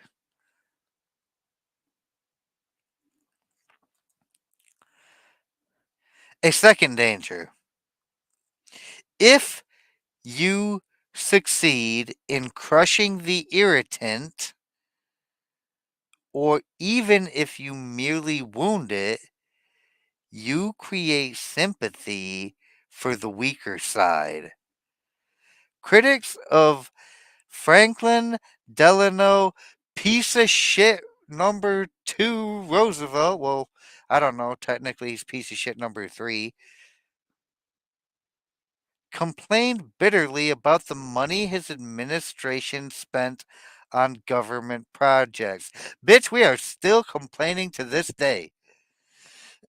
Some of us who know to criticize this fucking idiot. But their attacks had no resonance with the public who wanted their free gives me that. I mean, who saw the president as working to end the Great Depression. You see how they couch it in fucking benevolence, even though it's not? His opponents thought they had an example that would show just how wasteful he had become. His dog, Fala, which he lavished with favors and attention. Critics rallied at his insensitivity, spending taxpayers' money on a dog while so many Americans were still in poverty. Oh, imagine a place where Americans got mad about the money the president spent on their fucking dog. Our president had a dog that fucking legitimately bit people, and I'm pretty sure he replaced him with another dog that legitimately bit people. And nobody gave a fuck about the money that was spent on any of it. God, we're spending money like it's not even real or something. And in not just in this country though, which is the only thing I think that makes it real is like everybody else is spending money like it's not even real faster than we are. Or just as fast. If anybody would ever get on a gold standard, they would rule the economic world. Oddly enough.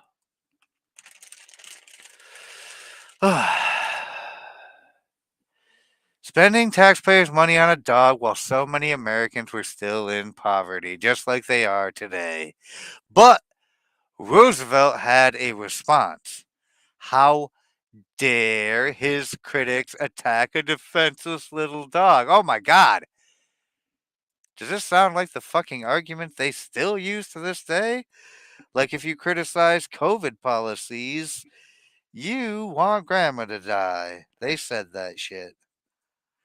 Why do you hate grandma? No. His speech in defense of Fala was one of the most popular he ever gave.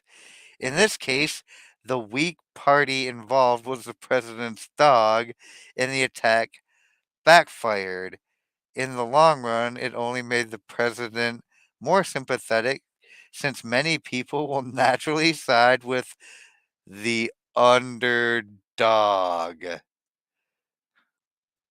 Shout out if you rep Team Underdog. You know who you all are.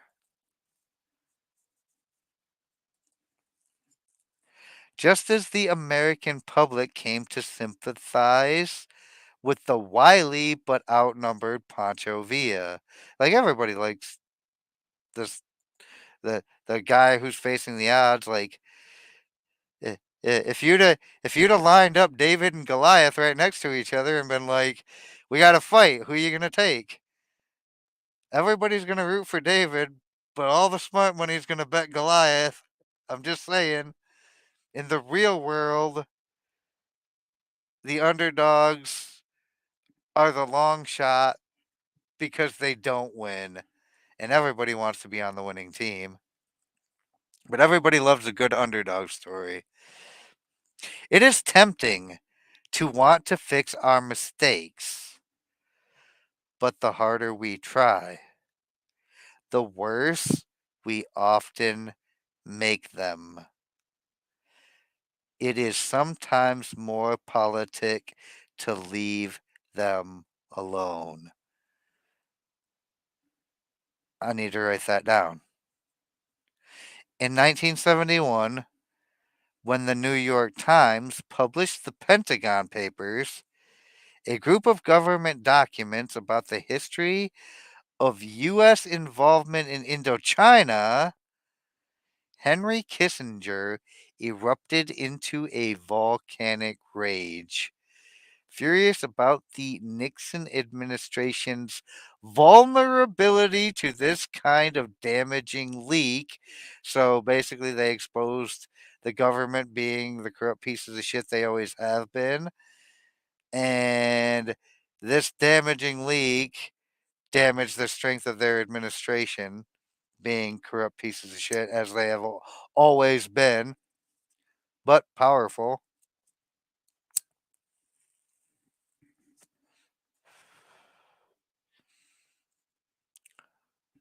He made recommendations that eventually led to the formation of a group called the Plumbers to plug the leaks. That sound like wet work to anyone else? This was the unit that later broke into Democratic Party offices in the Watergate Hotel, setting off the chain of events that led to Nixon's downfall. In reality, the publication of the Pentagon Papers was not a serious threat to the administration, but Kissinger's reaction made it a big deal. In trying to fix one problem, he created another. Government doing what government does in attempting to fix one problem, creating another bigger problem. A paranoia for security that in the end was much more destructive to the government. Go figure. Had he ignored the Pentagon Papers, the scandal they had created would eventually have blown over as these government scandals do.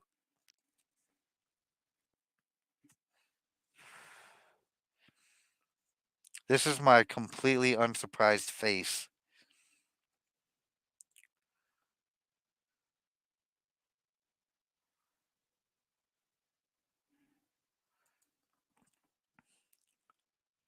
Instead of inadvertently focusing attention on a problem, making it seem worse by publicizing how much concern and anxiety it is causing you, like all these people expressing all this concern and anxiety about the possibility of another Trump presidency, or uh, how you can't use an AR 15 to defend yourself against a tyrannical government.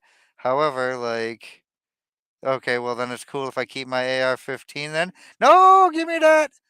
And see, you can't have it both ways. It's either a weapon of war, or it's completely ineffective against governments. You can't have it both ways.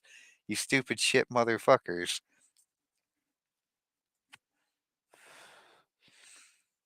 But they just insist. Like, logic and reason is just completely off the table. Or climate change, like, we need you to give us all power and control because the weather. Fuck out of here, you useless retards.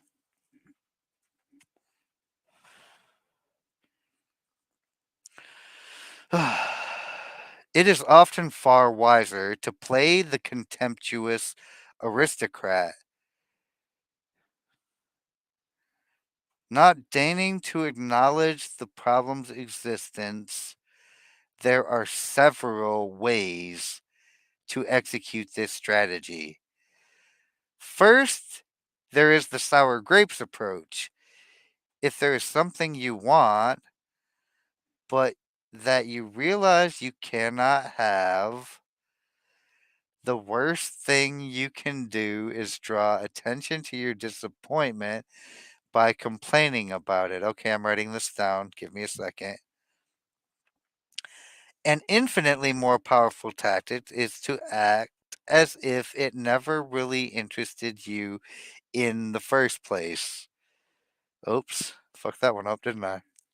When the writer George Sand's supporters nominated her to be the first female member of, oh my god, Académie Française in 1861, Sand quickly saw that the Academy would never admit her. Instead of whining, though, she claimed she had no interest in belonging to this group of worn out, overrated, out of touch windbags.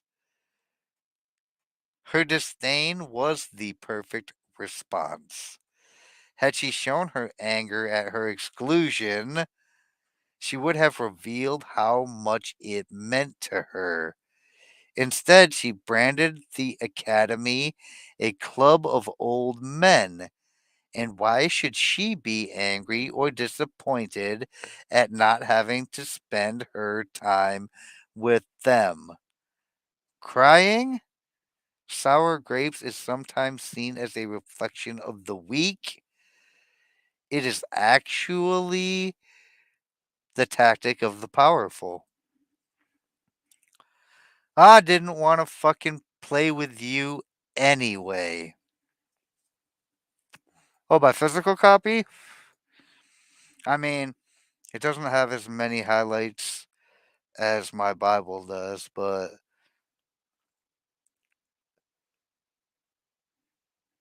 I mean, the fact that I can't mark up the shit out of the PDF makes it kind of annoying. I'm sure if I had a PDF writer instead of a PDF reader, I could do all of that. But then this would look ridiculous.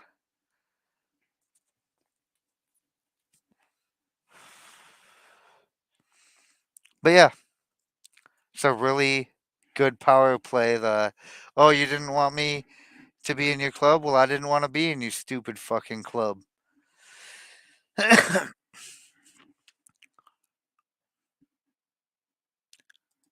And then just walk away. Fuck that club.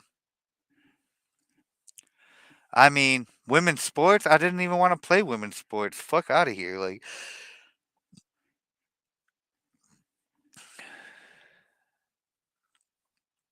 there's no fast pitch softball teams for men in high schools, though. That's a problem.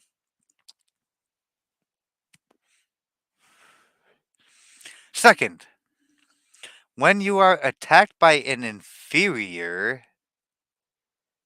deflect people's attention by making it clear that the attack has not even registered.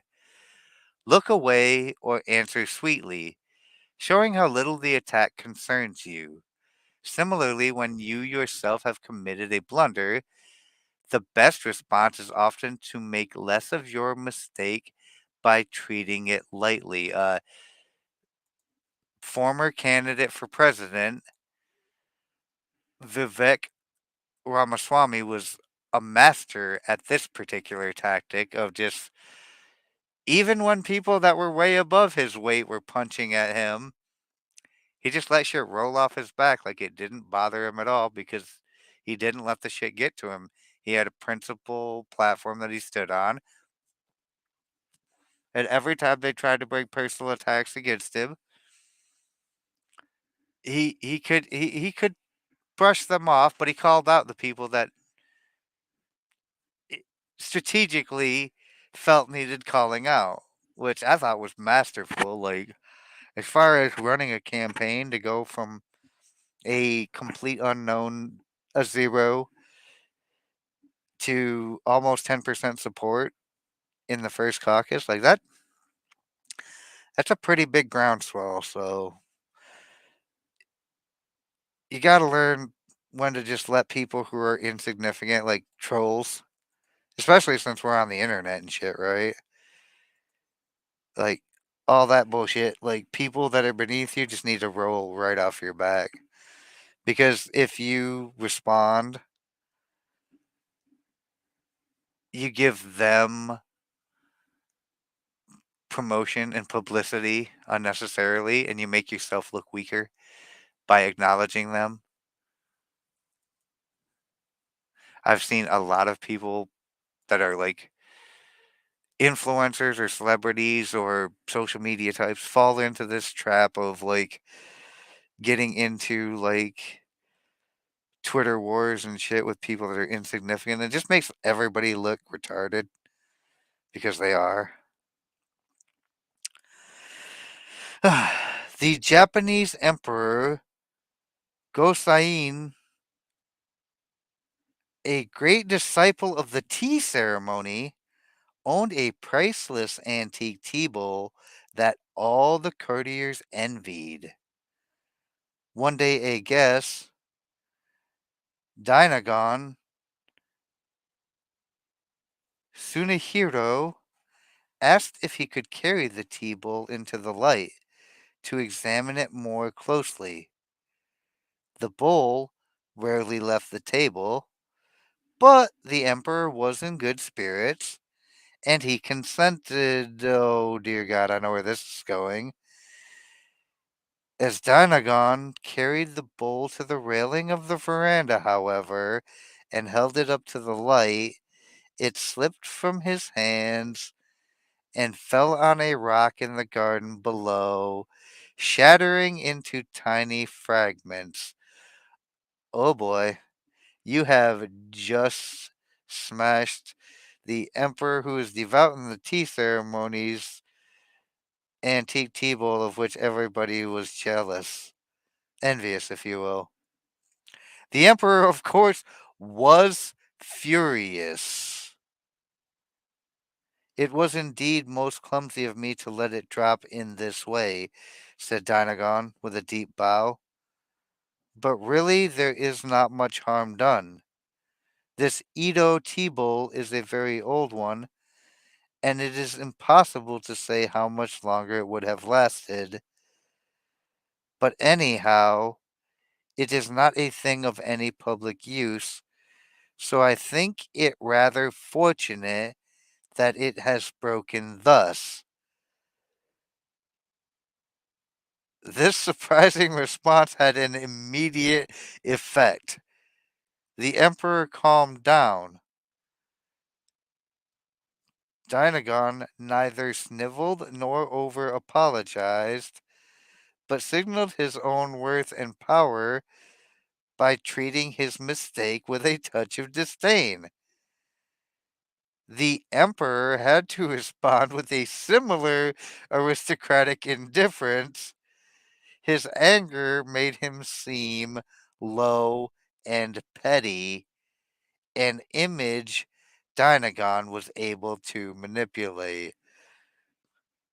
Oh, this old thing? Yeah, I mean, it's so fucking old, it's practically worthless. Not doing anyone any good being so frail in this condition. Like, yeah, I suppose you're right. I'm not gonna have you beheaded.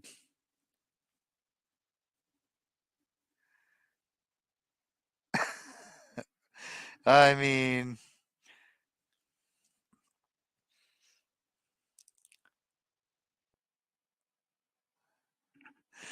oh my goodness. Among equals, this tactic might backfire. Your indifference could make you seem callous, but with a master, if you act quickly and without great fuss, it can work to great effect. You bypass his angry response, save him the time and energy he would waste by brooding over it, and allow him the opportunity to display his own lack of pettiness publicly. So, what is the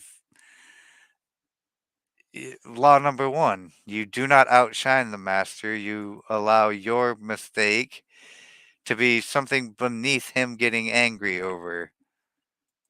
Yay. If we make excuses and denials when we are caught in a mistake or a deception, we stir the waters and make the situation worse. It is often wiser to play things the opposite way.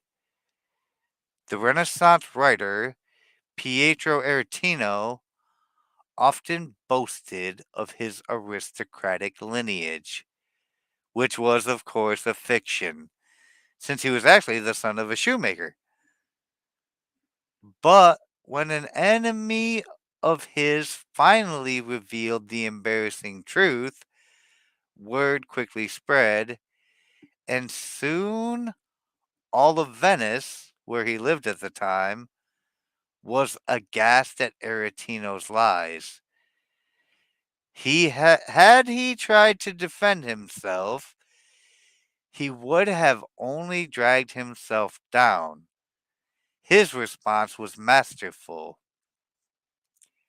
He announced that he was indeed the son of a shoemaker, but this only proved his greatness, since he had risen from the lowest stratum of society to its very pinnacle.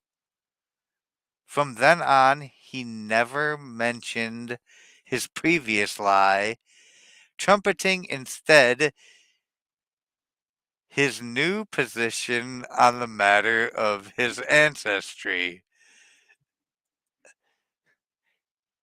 Yeah, I was the son of a shoemaker, but I fooled all you dumbasses, didn't I? Look at me, right up here with all of you. Yeah, well, I guess you're here now. Well, you're gonna let him stay? Yeah, I guess so.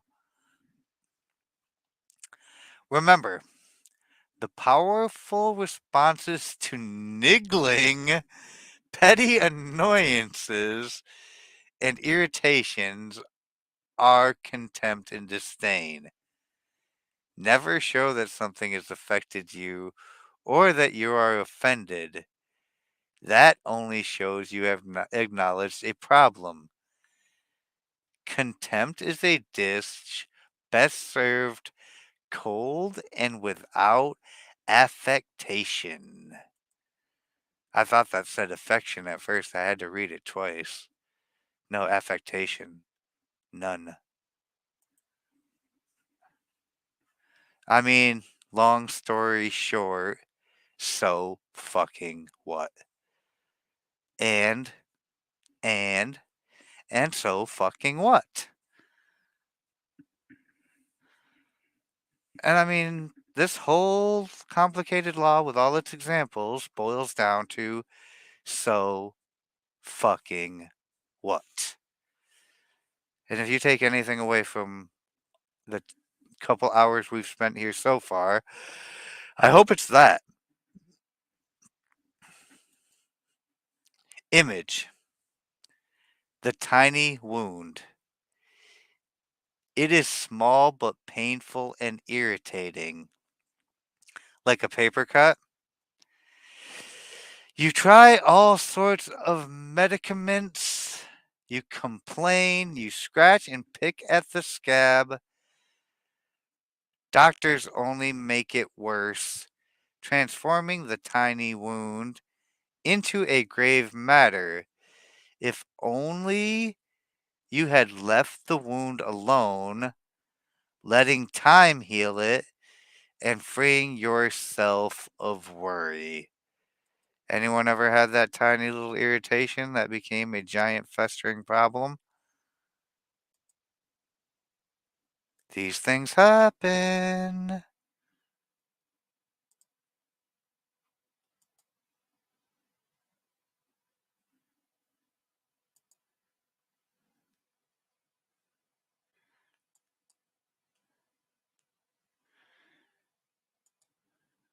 Authority. Know how to play the card of contempt. It is the most political kind of revenge, for there are many of whom we should have known nothing if their distinguished opponents had taken no notice of them. There is no revenge like oblivion, for it is the entombment of the untrustworthy in the dust of their own nothingness. Gracienne for the win once again.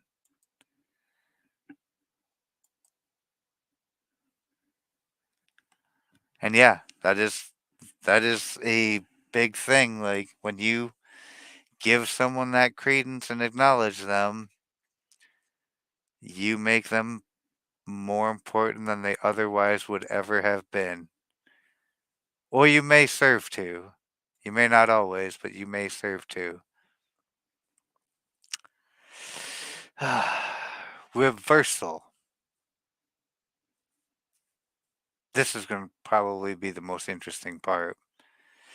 You must play the card of contempt with care and delicacy.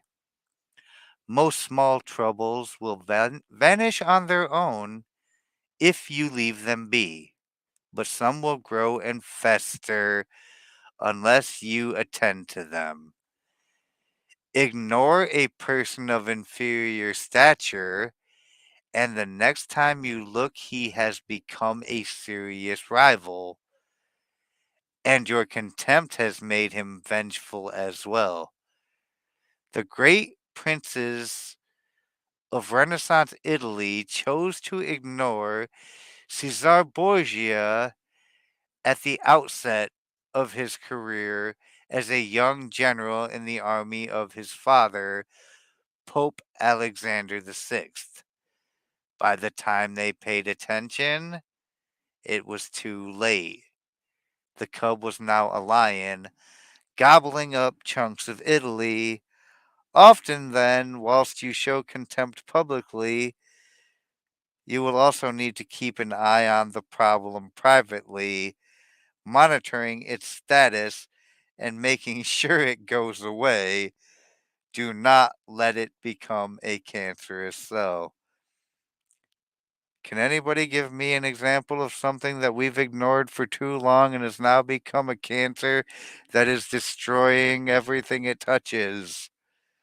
And why is all my recent examples of everything having to do with the modern Western government all fit this particular question? We have been contemptuous with our leaders and we have allowed them to just run roughshod because we've been ignoring what they're about.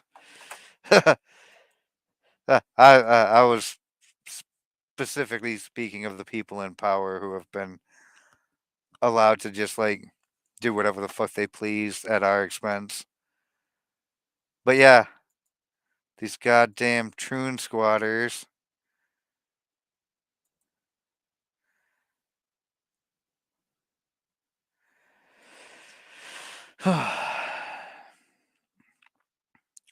Develop the skill of sensing problems when they are still small. Would be known as looking for red flags and taking care of them before they become intractable. Don't let them fester and become bigger than you can deal with, like our porous southern border. Learn to distinguish between the potentially disastrous and the mildly irritating, the nuisance that will quietly go away on its own. In either case, though, never completely take your eye off it. As long as it is alive, it can smolder and spark into life. That doesn't mean go killing all your problems. Just because it's alive, it can smolder and spark into life. But don't snuff everything out immediately. That is the way of the sociopath. Wow. When I read that the first time, I was like, this shouldn't take that long, but I do have plenty to say. I did not expect it to take as long as it did. Oh shit, I missed the cheers. Boop.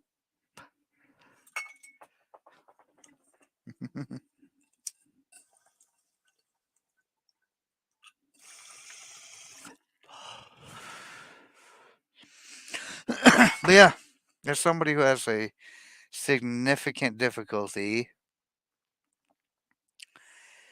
with ignoring issues. This was a good exercise and exploration of my own nature. And it was a really good discussion. I'm glad everyone was here.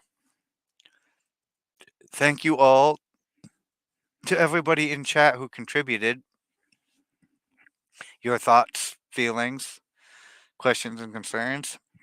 I know Heidi probably won't be in the replay gang because Heidi is here.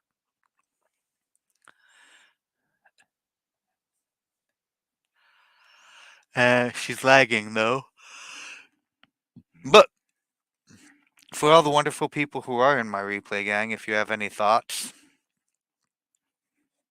or comments or questions regarding how to disdain your irritations and how to not give a fuck, I mean, there's multiple ways. Like, try not giving a fuck. Try reading the book, The Subtle Art of Not Giving a Fuck. Try looking up discussion series on the subtle art of not giving a fuck. You know, there are ways. But yeah, this was a lot of fun, guys. Thank you all for coming. And I was thinking earlier, I don't want to say it. I don't want to say it. We guaranteed have to come back here Wednesday at the exact same Wednesday night time. But with this Rumble Studio dropping and me wanting to play with that, I'm thinking tomorrow potentially about doing the law that I have planned for Wednesday then. If not, I'll just be doing a test stream and bullshitting around with the Rumble Studio, and we'll see how it operates from there. But I might do another law tomorrow as part of that little experiment. Depends on how it works out. But thank you all for coming. I hope you enjoyed this as much as I did, because the laws that vibe with me, that I get better as how I understand power, those aren't the fun ones. These ones here, that it's like, oh, this is one of my weak points. This this is not quite as weak of a point as first one shot's Call of Duty mobile sniping game. I don't think I've ever seen anybody with a sniper miss that many shots in a row. But I was watching you play earlier, and I'm glad you guys won because you sucked with the sniper anyway. Anyway, sorry, I didn't mean to call you out publicly, but I couldn't ignore it. I couldn't ignore it. Anyway, I'll see you wonderful folks back here Wednesday. Like I said, I'm gonna do something testing out this new Rumble Studio, so that'll probably be on the Rumble exclusive side, just to play around with it at first. And then if I decide to do a one of the laws tomorrow night, we'll set that up accordingly so that it'll be on both platforms. But yeah, if not, yeah, definitely back here Wednesday at 8. Law 37 is create compelling spectacles. And if there's anybody who's a fucking compelling spectacle, I like to think it's me. And if it's not me, well, screw you. I don't like you either.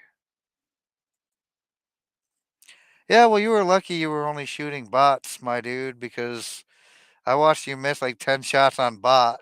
And I'm like, man, if that was a real person shooting back, you'd be dead twice. Maybe at some point I'll team up with you and show you what not giving them a sporting chance looks like. But we'll talk about that later. Wednesday night, y'all. Creating compelling spectacles. Yes, in fact, I finally just let out a fuck you while trying to l- get it to go so I could get out a yes or correct. Darth Hideous, no replay gang on this one, but don't be surprised to hear something on 35. Hey, 35 is an irreversible law, and the irreversible laws are the ones that are the funnest to talk about because they're pretty much like irreversible laws are set in stone. There's no counter argument to that. Thank you all for coming. All my wonderful squad to the 7 watching on the YouTube and the 20 watching on Rumble. Holy shit. Shout out to all of y'all. If you all enjoyed this, hit that like button on the way out. If you didn't enjoy it, there's that other button too. But all I ask is if you didn't enjoy it, leave a comment in the comment section below on like what you think I could do better, and I'll make sure to ignore most of that commentary because I don't give a shit. Have a wonderful night, y'all. I will see you Wednesday. Hideous.